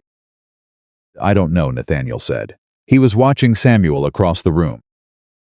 Samuel was leaning close to Worthington, with a hand over his mouth, the gesture of a man who did not want his words read by anyone watching. "But whatever it is, he didn't plan it. He planned everything else." "This is improvised. Improvised men make mistakes," Eleanor said. "Or they make desperate moves," Nathaniel said. "Which can be worse?" Eleanor looked at Samuel. He felt her gaze and looked up.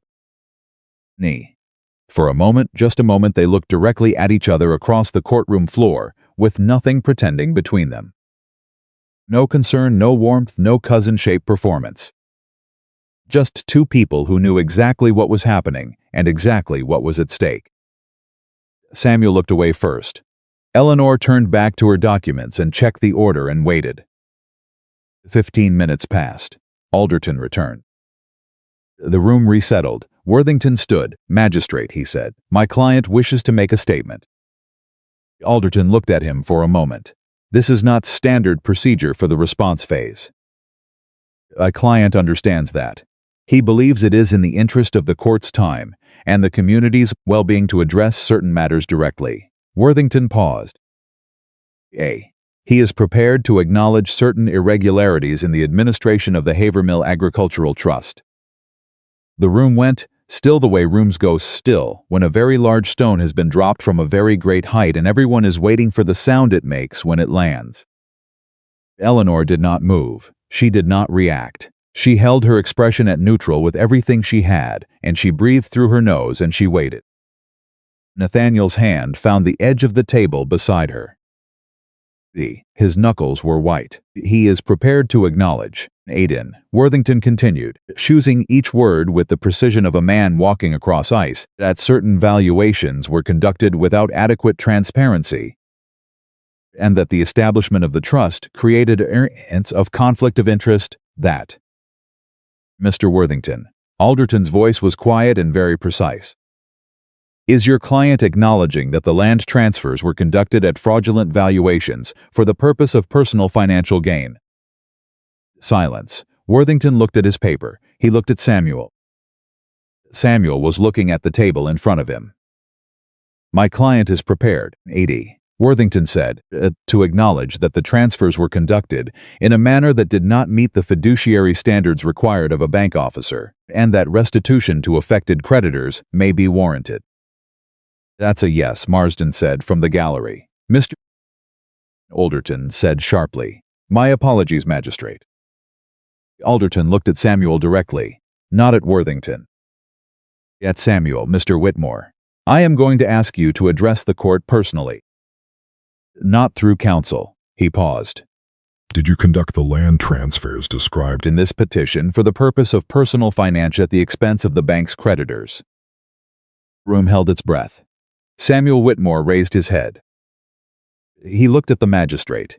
He looked at the gallery, at Marsden and Ward, and the 40 other people who had come to watch this hearing, and who were watching him now with expressions that ranged from confusion to dawning fury. He looked at Eleanor. She met his eyes. She did not help him. She did not soften her expression or offer him any of the kindness she might once have offered a cousin she had loved. She looked at him the way you look at something you have examined very thoroughly and have come to understand completely. Samuel looked away. He looked at his hands on the table. Yes, he said. One word. Quiet enough that the people in the back of the room leaned forward to confirm they had heard it. They had heard it. Yes, he said again, slightly louder. Slightly more final, as if saying it twice was the only way to make it real. I did. What followed was not orderly. Alderton's gavel came down 3 times before the room quieted enough for him to speak. He ordered Samuel Whitmore to remain in the custody of the court officer. He ordered Worthington to produce the full accounting of the Havermill Agricultural Trust within 10 days. He formally vacated the amended complaint that Samuel had filed against the Whitmore estate and directed the county clerk to strike it from the record. And then he did something Eleanor had not anticipated. He looked at her across the courtroom, and he said, Miss Whitmore. On behalf of this court, I want to acknowledge the evidentiary work that was conducted in preparation for this hearing. It was thorough, it was meticulous, and it was in this court's judgment correct. He paused. Your father's private records and the analysis you produced will be entered into the official proceeding as primary evidence. The allegations against Josiah Whitmore in the original complaint are hereby suspended pending a full reinvestigation of the bank's failure under the corrected evidentiary record. Eleanor heard the word suspended, not dismissed, not cleared. Suspended. She understood the difference. The reinvestigation would take time. The full picture would take time. Her father's name was not clean today, it was complicated today, which was closer to the truth than clean would have been. She looked at Alderton, and she said, Thank you, magistrate. Then she sat down. Nathaniel was beside her. He did not say anything. He did not need to. She was aware of him, the way she was aware of her own heartbeat, steadily, constantly, with the particular quality of attention you give to something that has become necessary to your sense of how the world is working. Around them was in controlled chaos. Worthington was speaking rapidly to his client. The court officer had positioned himself beside Samuel, with the slightly apologetic expression of a man doing an unpleasant job. People in the gallery were talking, the low, urgent rush of 40 people, processing something they had not expected when they walked in that morning. Martha Greaves was in the third row, with her hands in her lap and her face doing something complicated that Eleanor could see from where she sat but could not entirely read. Not shame, exactly. Not the simple emotion. Something more layered, the particular expression of someone who has been certain of something for a long time and has just had to relinquish that certainty in public. Arch Ward made his way to Eleanor's table. He was a heavy-set man who had always reminded her of her father's other friends, the solid, practical merchant class of Havermill. Men who worked hard and trusted carefully, and had been devastated not just financially but in some deeper way by the collapse of an institution they had believed in. He put his hat on the table in front of her and he said, "Miss Whitmore." "What you did today," he stopped. He cleared his throat. "I'm sorry, for the things I said, for the way this town." He stopped again. "I'm sorry." Eleanor looked at him. She said, "Thank you, Mr. Ward. I know this wasn't easy." It wasn't. He picked up his hat. It was right. He walked away. Philip Marsden followed him. He did not try to speak. He simply nodded at her one deep, deliberate nod and turned and walked toward the door. Eleanor watched them go. She kept her face level and her hands still, and she waited until they were out of sight before she let herself feel any of it, because feeling it required a kind of private space that a courtroom full of watching people was not. Nathaniel said quietly, beside her, "It's done. The first part of it," she said. "Investigation will confirm what we've shown today," he said. "You know that." She looked at him. She did know that. Nay, she had known it for weeks, since the shape of the evidence had become clear enough to be certain. Knowing something and being certain of it and having a magistrate say it in a room full of witnesses were three different things, and she had lived in the gap between them for long enough that closing to an gap felt stranger than she had expected. Not triumphant, stranger than that. She said, "I need to get home to my father." "I'll walk with you," he said. She did not argue. Nay. They walked through Havermill in the summer heat, and for the first time in 3 months nobody turned away. It was not that people came forward. It was not apologies or welcomes or sudden reversals of the treatment she had been absorbing since October. It was something subtler. And then, she thought, more honest, the particular quality of people who are reassessing, who are not yet ready to say so out loud, but who have stopped performing their previous certainty. Eyes that met hers and didn't slide away. A nod from a man who had been avoiding her for months. Woman who had once crossed the street, now simply standing where she was and letting Eleanor pass without incident. It was not enough.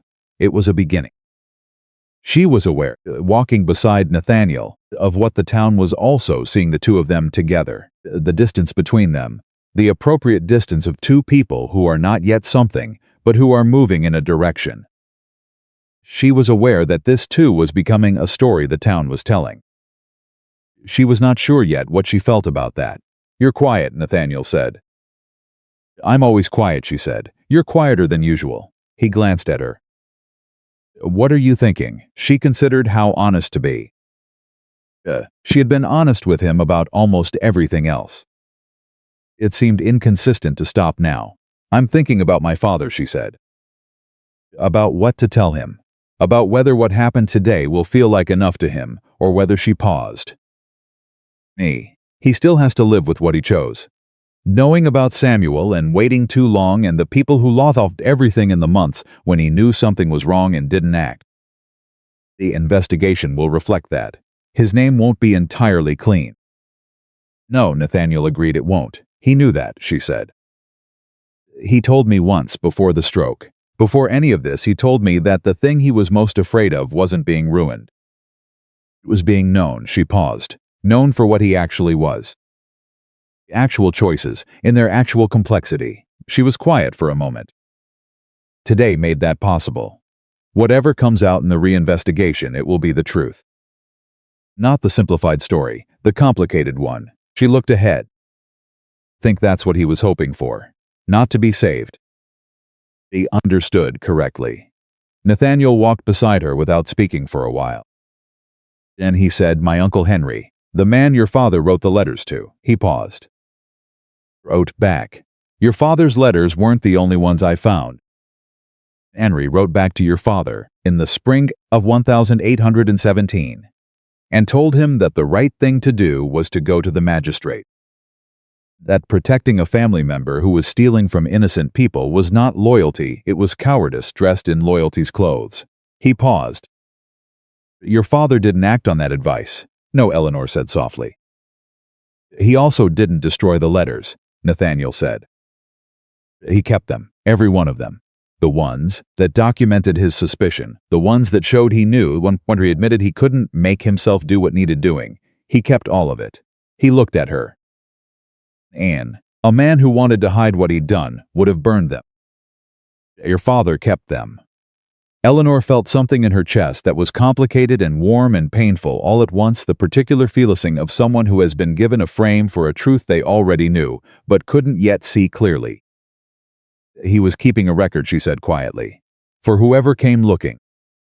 I think so, Nathaniel said. I think that was the only thing he could do, in the end. He couldn't bring himself to name Samuel. He couldn't bring himself to walk into a magistrate's office and destroy his own family. But he could keep every piece of paper that documented what had happened, in the private files at home where no one would think to look, unless they were specifically looking. He paused. He could make sure it was findable. Eleanor did not say anything for a long time after that. They reached her house. She stopped at the front gate. Nathaniel stopped beside her. She turned to look at him. He was watching her with the same quality of attention she had been trying to name for weeks, not position, not performance, not the particular attentiveness of someone who wants something specific and is being patient about getting it. Something steadier than all of that.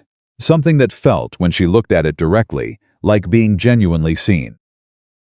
She said, "Thank you, for Concord, for the creditors. Every piece of this," he said. "I know. I mean it."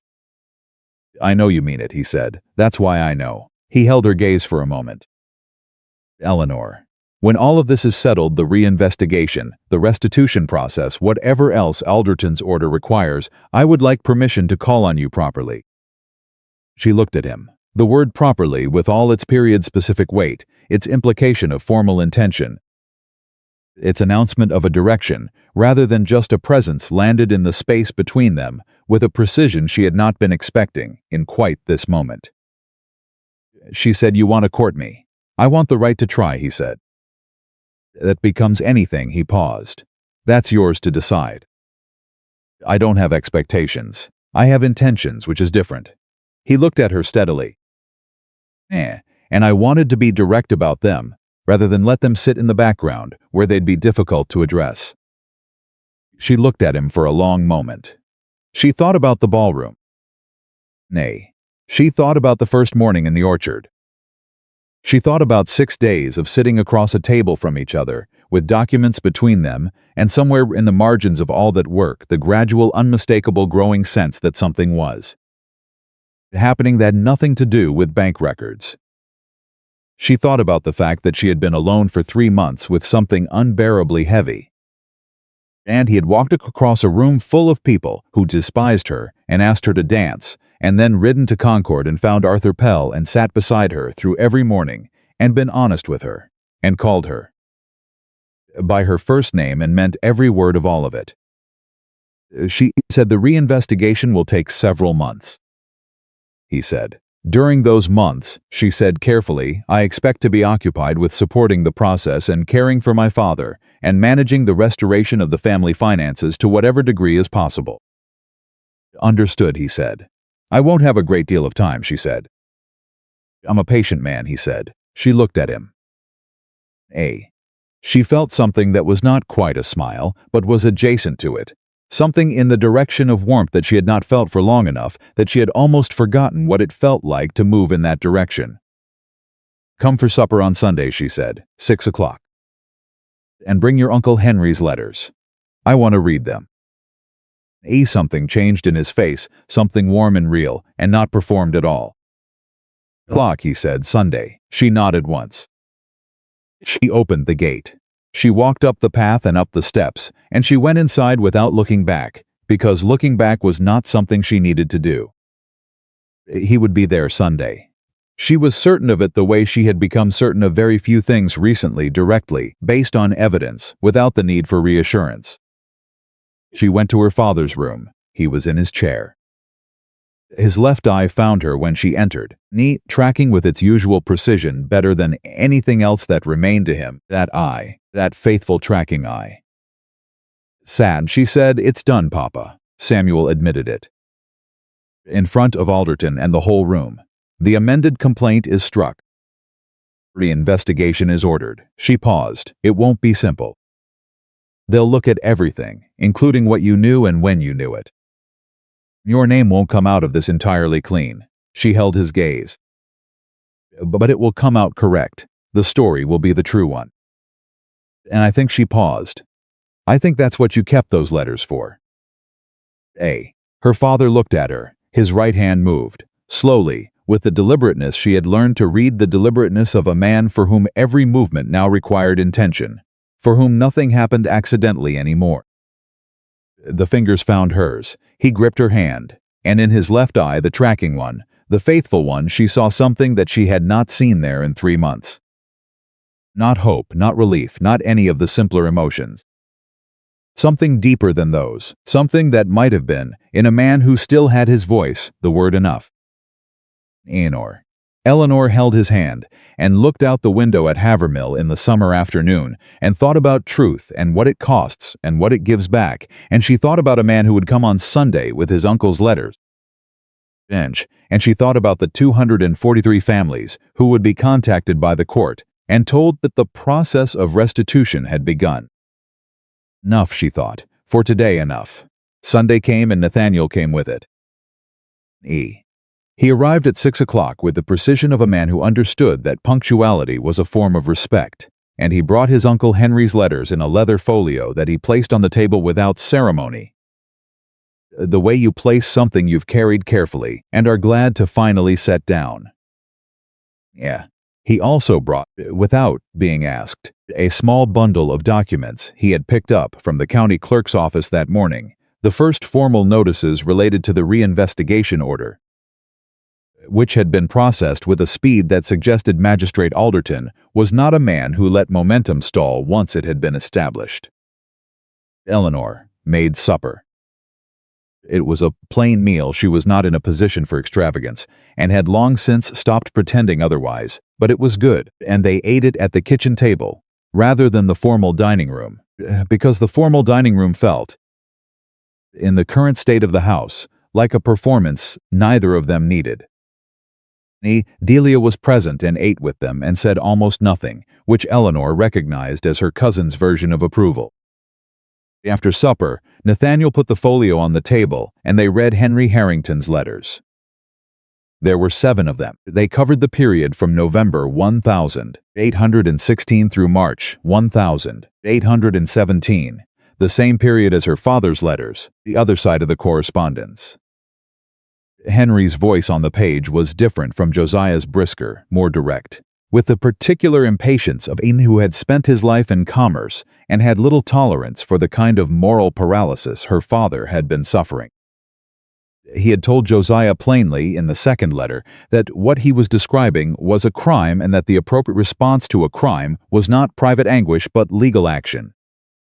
He had told him again in the 4th letter, with more force. In the 6th letter, he told him that what's not protection, it was complicity, and that the longer Josiah waited, the worse the eventual accounting would be for everyone, including himself. In the 7th letter, written in late March of 1817, Henry had written something that made Eleanor stop reading and set the page down. She picked up again. She read it twice. Josiah, I am running out of arguments to give you, and I suspect you are running out of time to use them. I know you will not act on my advice. I have understood that for some weeks now. No, so I will tell you only this. Keep everything. Every record, every letter, every document that shows what you suspected and when and what you did and did not do about it. B. Keep it where someone who comes looking can find it. Because the truth does not disappear, simply because we fail to say it aloud, it waits. It waits for someone with enough courage to speak it. I hope, when that person comes, that you have made their work possible. Eleanor put the letter down. Nathaniel was watching her. He told him to keep the record, she said. Yes, Nathaniel said.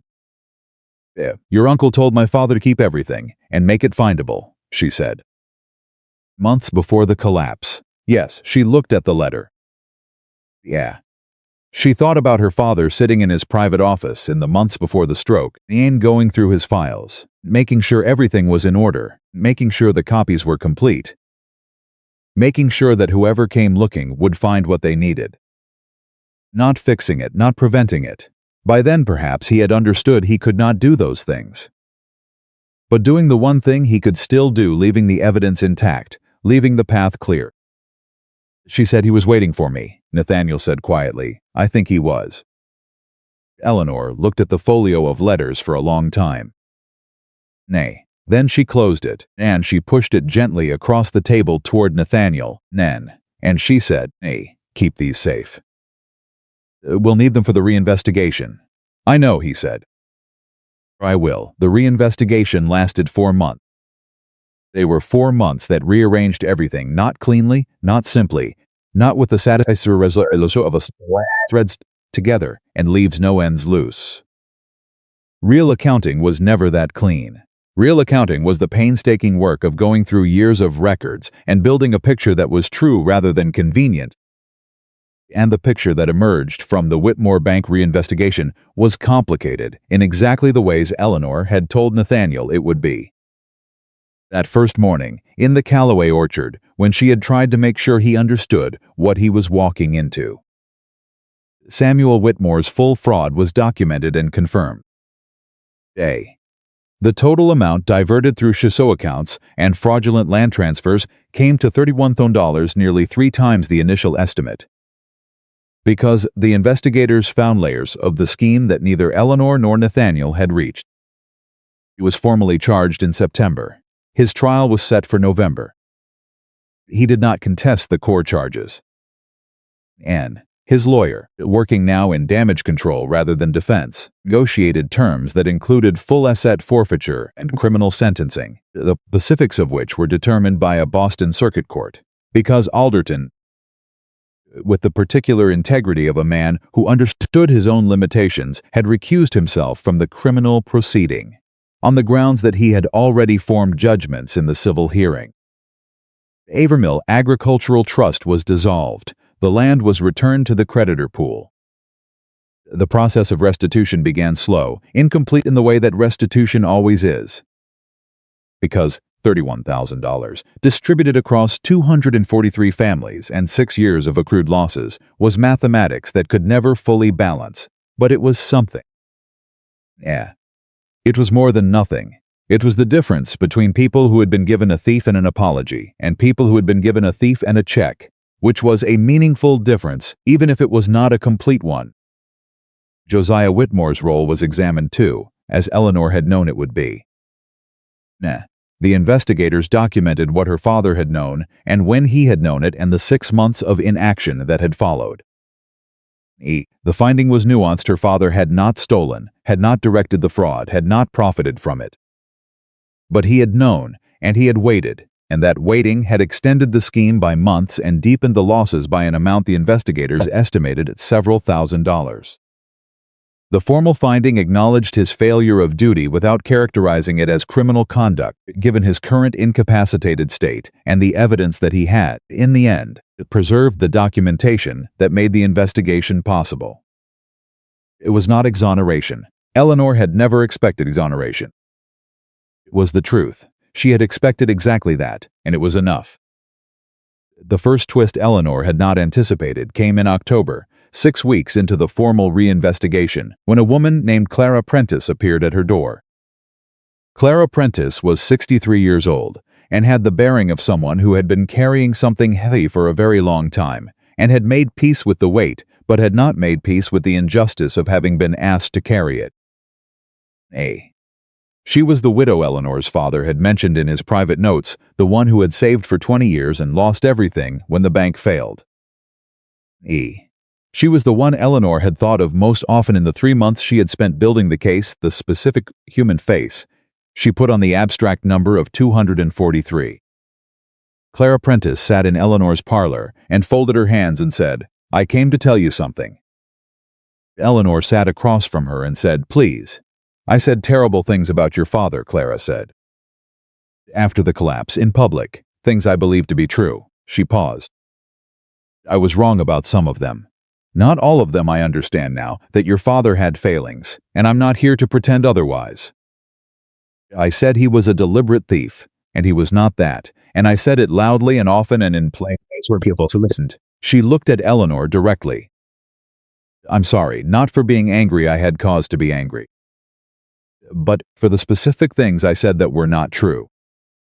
Eleanor looked at her for a moment.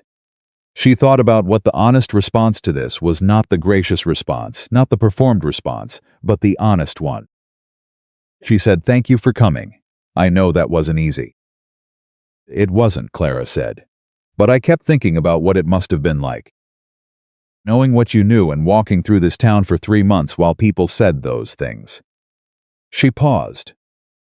"Nan, you're young. You didn't deserve to carry that alone."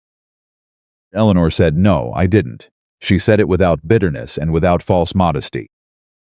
"It was simply true, but I'm glad it's being corrected." Clara Prentice nodded.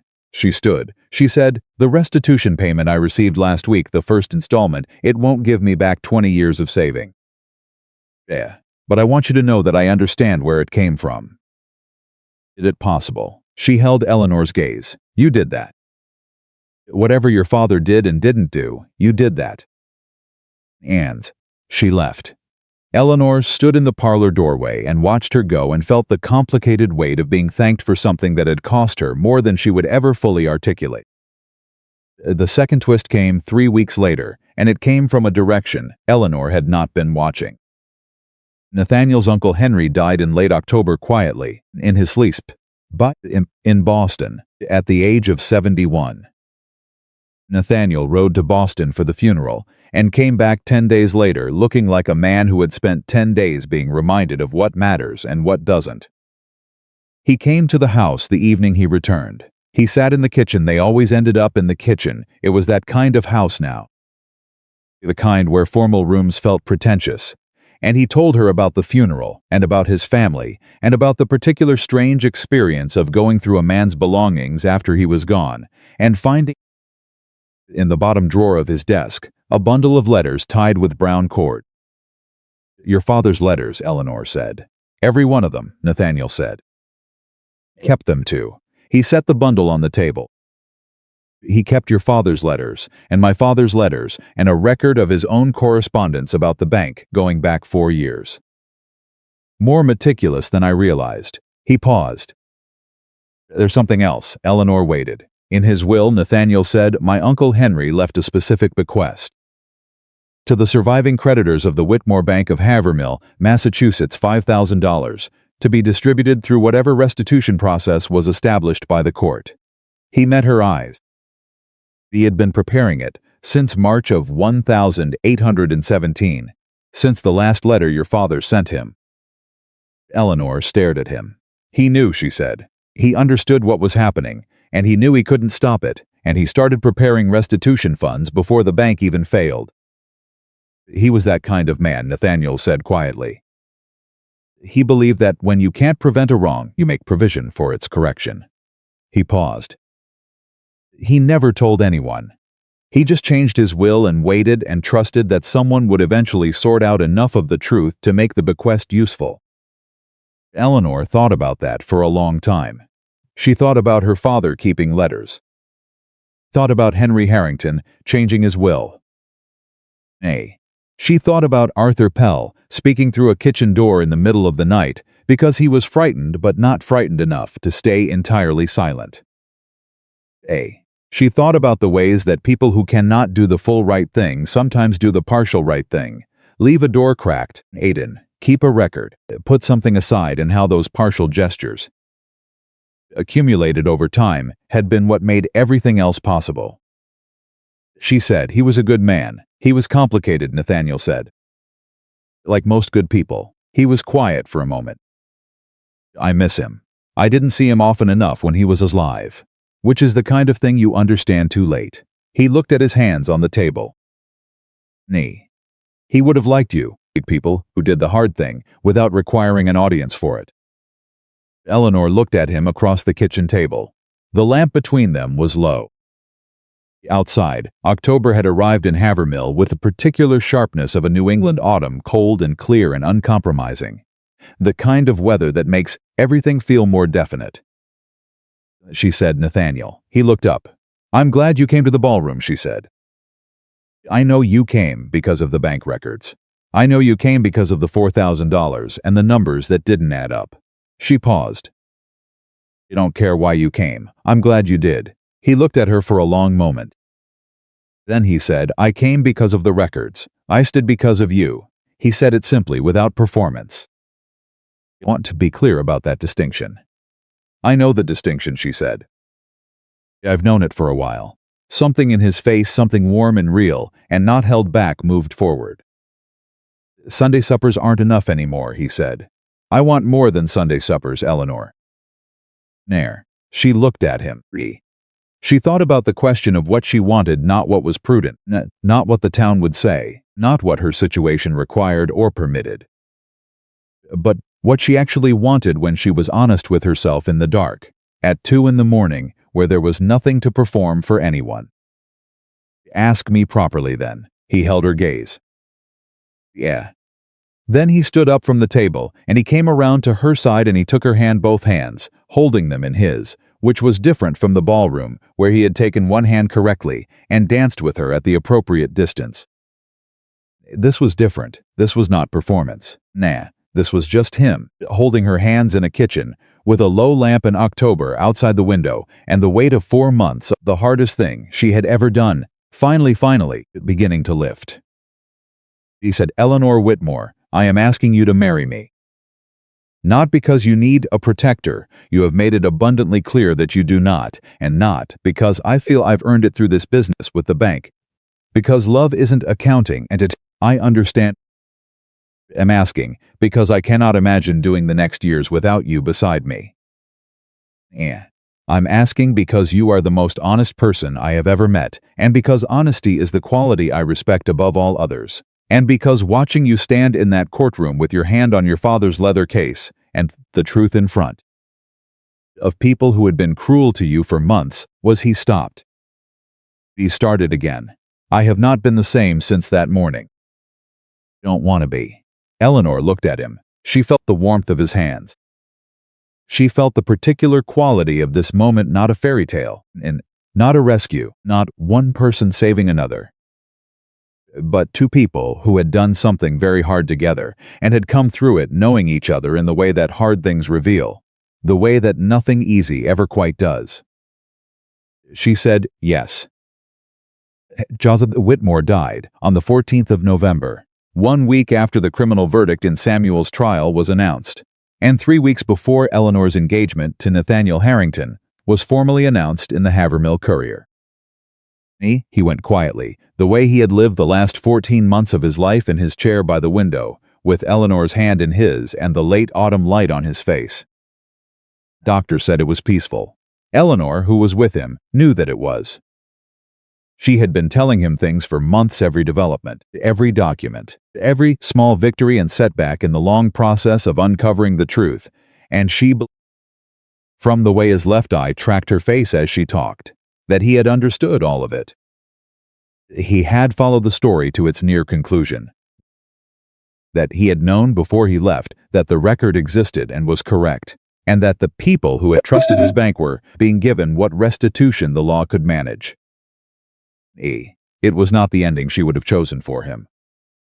Nay, she would have chosen him standing in that courtroom, speaking his own name in his own voice, hearing Alderton's gavel come down and knowing the verdict had been reached. She would have chosen him well, and present, and able to say the things he had spent 14 months unable to say. She did not get that ending. She got the ending that was real, which was a man dying knowing the truth had been spoken by someone who loved him, and that the record he had kept was the thing that had made it possible. She buried him in the Havermill churchyard beside her mother, that said his name and his dates, and the words she had chosen after a great deal of thought. He kept the truth intact. The minister had suggested something more conventional. Eleanor had thanked him for the suggestion and kept her words. The funeral was not small. She had expected a small funeral, the family, a few older friends who had known Josiah before any of this. What she got was most of Havermill. Not because opinion had completely reversed, it was more complicated than reversal, but because people who had been thinking hard about something for 4 months and had arrived, slowly and sometimes reluctantly, at a different understanding than the one they'd started with, needed somewhere to put that understanding. Funeral gave them somewhere to put it. Martha Greaves came. She sat in the back and left without speaking to Eleanor. That was fine. Eleanor had not expected Martha Greaves to apologize. What she had expected was exactly this presence without words, the acknowledgement that a body makes when a mind has shifted but a tongue has not quite caught up. It was enough. George Ward and Philip Marsden sat in the third row and had the expressions of men who had been carrying guilt for 4 months and were beginning to set it down. Clara Prentice sat in the second row and held her hands in her lap and looked at the front of the church with the particular dignity of a woman who has been wronged and knows it and has decided to be present in the aftermath, because being present in the aftermath is its own kind of courage. Daniel sat beside Eleanor. He was there not as a suitor, and not as a hero, and not as any of the shapes that people try to make of men in these moments. He was there as the person who had been beside her through it, and who was going to keep being beside her, and that was enough, and it was what she needed, and she did not have to explain it to him or ask him for it, because it was simply what he was. She held his hand through the service. She did not cry until she was home. The engagement was announced in December. The town's response was complicated, which was the word Eleanor had decided to use for everything Havermill did that she could not reduce to simple. Some people were genuinely warm. Others were reserved in ways that might become warmth over time or might not. A few made clear, through the particular social language of omission and delay, that they were not entirely reconciled to anything and were watching to see how things developed. Eleanor did not require the town's approval to feel secure in her own choices. That was something the past 14 months had given her, not confidence exactly, which suggested something easier and more comfortable than what she had, but the harder, more permanent thing that comes from having done something very difficult without external validation, and having found that the did not, in the end, make the doing any less real. Nathaniel's family in Boston was cautious at first. His mother wrote a letter of congratulations that was careful in the way of letters, written by people who were choosing their words with awareness that they might be wrong. His brother came to Havermill in January and spent a week, and by the end of it had shaken Nathaniel's hand with genuine warmth and told Eleanor that he was glad to know her, which she believed, because she had learned in the past year to distinguish genuine from performed gladness, and his was the genuine kind. Alia wept at the engagement announcement, in the way that people weep at good news, suddenly, without warning, with the quality of tears that have been waiting for the right moment and have simply arrived. Eleanor held her cousin and let her cry and felt her own eyes sting in the particular way of someone who is very happy and very tired simultaneously and is not sure which feeling is stronger. "You did it," Delia kept saying. "You actually did all of it." Eleanor said. "You did most of it alone for 3 months." "Did the part I had to do alone," Eleanor said. "The rest I didn't do alone." The restitution process completed its first major distribution in February of 1818. 172 of the 243 original creditors received partial restitution payments through the combined recovery from Samuel's asset forfeiture, the proceeds from the dissolved Havermill Agricultural Trust, and Henry Harrington's bequest. The amounts were not whole, they could not be whole. The mathematics of that never worked in favor of the wronged party, but they were substantial. and they were accompanied by a formal statement from the court that documented the cause of the bank's failure and named Samuel Whitmore as the primary responsible party. The formal statement also acknowledged Josiah Whitmore's role and his failure clearly without softening, and noted the evidence preserved by his private record-keeping as the foundation of the successful investigation. It was exactly the complicated accounting Eleanor had told Nathaniel to expect. It was exactly what she had wanted. She read the statement standing in the county clerk's office on a February morning, with snow falling outside, and the particular quality of winter light coming through the window that made everything look both harsh and clear. Nathaniel was beside her. She read it through twice. Then she folded it and placed it in her coat pocket, and she looked at Nathaniel and she said, "That's it." "That's it," he said. "It's right," she said. "Yes," he said. "It is." They walked out of the courthouse into the February cold, and she tucked her hand through his arm because it was cold, and because she wanted to, and because wanting to and doing the thing you wanted were no longer different categories in her life, and she had decided they would not be again. Married in April of 1818, in the same church where Eleanor had buried her father.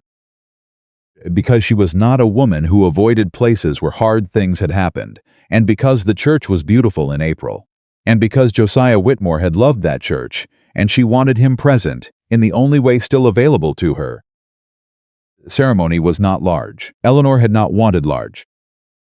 She had wanted real, which was different, and real meant the people who had actually been present for the thing she and Nathaniel had done together. Delia Neartsville again, and Philip Marsden and George Ward in the back pew with their hats in their hands, and Dr.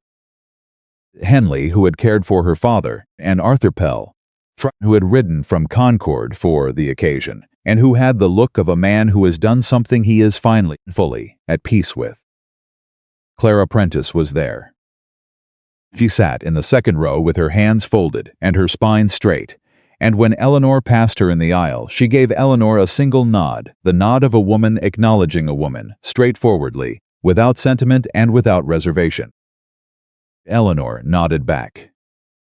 She married Nathaniel Harrington in the April church, with the spring light coming in and the sound of Heir mill outside the windows and the wait of 14 months finally, fully, in proper proportion, not gone, not forgotten, not pretended away, but carried the right way, distributed between two people who had decided to carry things together. Nathaniel said his vows with the same evenness he brought to everything, steady, direct, meaning every word. She believed every word. She had developed, over 14 months of paying close attention to this man, an acute ability to distinguish the words he meant from the words he said to manage a situation. And at no point in that time had she found him saying anything he did not mean. It was, she had come to understand, a quality she valued most in any human being, because it was the quality that made everything else trustworthy. She said her own vows clearly, without faltering, looking at his face. Years later, people in Havermill told the story, and they did tell it, because it was the kind of story that becomes part of the texture of a place. The story people reach for when they want to explain what their community has learned, and at what cost they told it different ways, depending on who was telling it and what they needed it to mean. Some told it as a love story, which it was, though not the simple kind. Some told it as a story about justice, which it also was, though justice as it actually works, rather than justice as it appears in more satisfying narratives, slower, messier, less complete, but real. Told it as a story about a woman who refused to disappear. That was the version Eleanor herself would have chosen, if she had been asked, which she sometimes was. A woman who refused to disappear, and what happened because she didn't. Nathaniel, when he was asked what it had been like, people asked him too, the man's version. The perspective of someone who had walked into a situation he didn't fully understand and stayed because understanding it required. Staying said something that Eleanor did not hear until years afterward, when someone told her what he had said. He said, "I went to Havermill to understand a financial loss. What I found instead was a woman who was doing the right thing without any particular expectation that the right thing would be rewarded. That is rarer than people want to believe. It changes you, seeing that. You can't go back to being the person who hadn't seen it. Eleanor, when she heard this, sat with it for a while. Then she went and found Nathaniel and she said, "Someone told me what you said. When people ask you about Havermill," he looked at her. "And it was honest," she said. "It was true," he said. "Same thing," she said. "In this house, same thing." He smiled, the full version, the one she had worked to produce and had been producing with increasing reliability over the past several years and had not yet tired of. She did not think she would tire of it. Outside, Havermill was being itself certain about some things, uncertain about others. Slowly and imperfectly becoming the kind of place that had learned something hard and had not entirely forgotten the learning. Not transformed, not remade, just a little different than it had been, in the particular way that places are changed by the people who refuse, at critical moments, to disappear. Eleanor Whitmore Harrington had refused. The rest had followed from that. A woman's name can be taken in a day by the mouths of people who do not know the truth. But the truth does not die because it is not spoken. It waits, patient and stubborn, for someone with enough courage to be its voice. And when that someone finally stands, when she puts her hand on her father's leather case and looks across a room full of people who have wronged her and says, "Let's start at the beginning, the waiting is over." The truth had waited for Eleanor. Eleanor had not disappointed it. And that, the people of Havermill would tell you, was the whole of the story. Not the love, though there was love. Not the justice, though there was justice. The whole of it was simpler and harder and more permanent than either of those things. A woman had refused to let a lie stand, and everything else, every single thing that followed, had grown from that one act of refusing.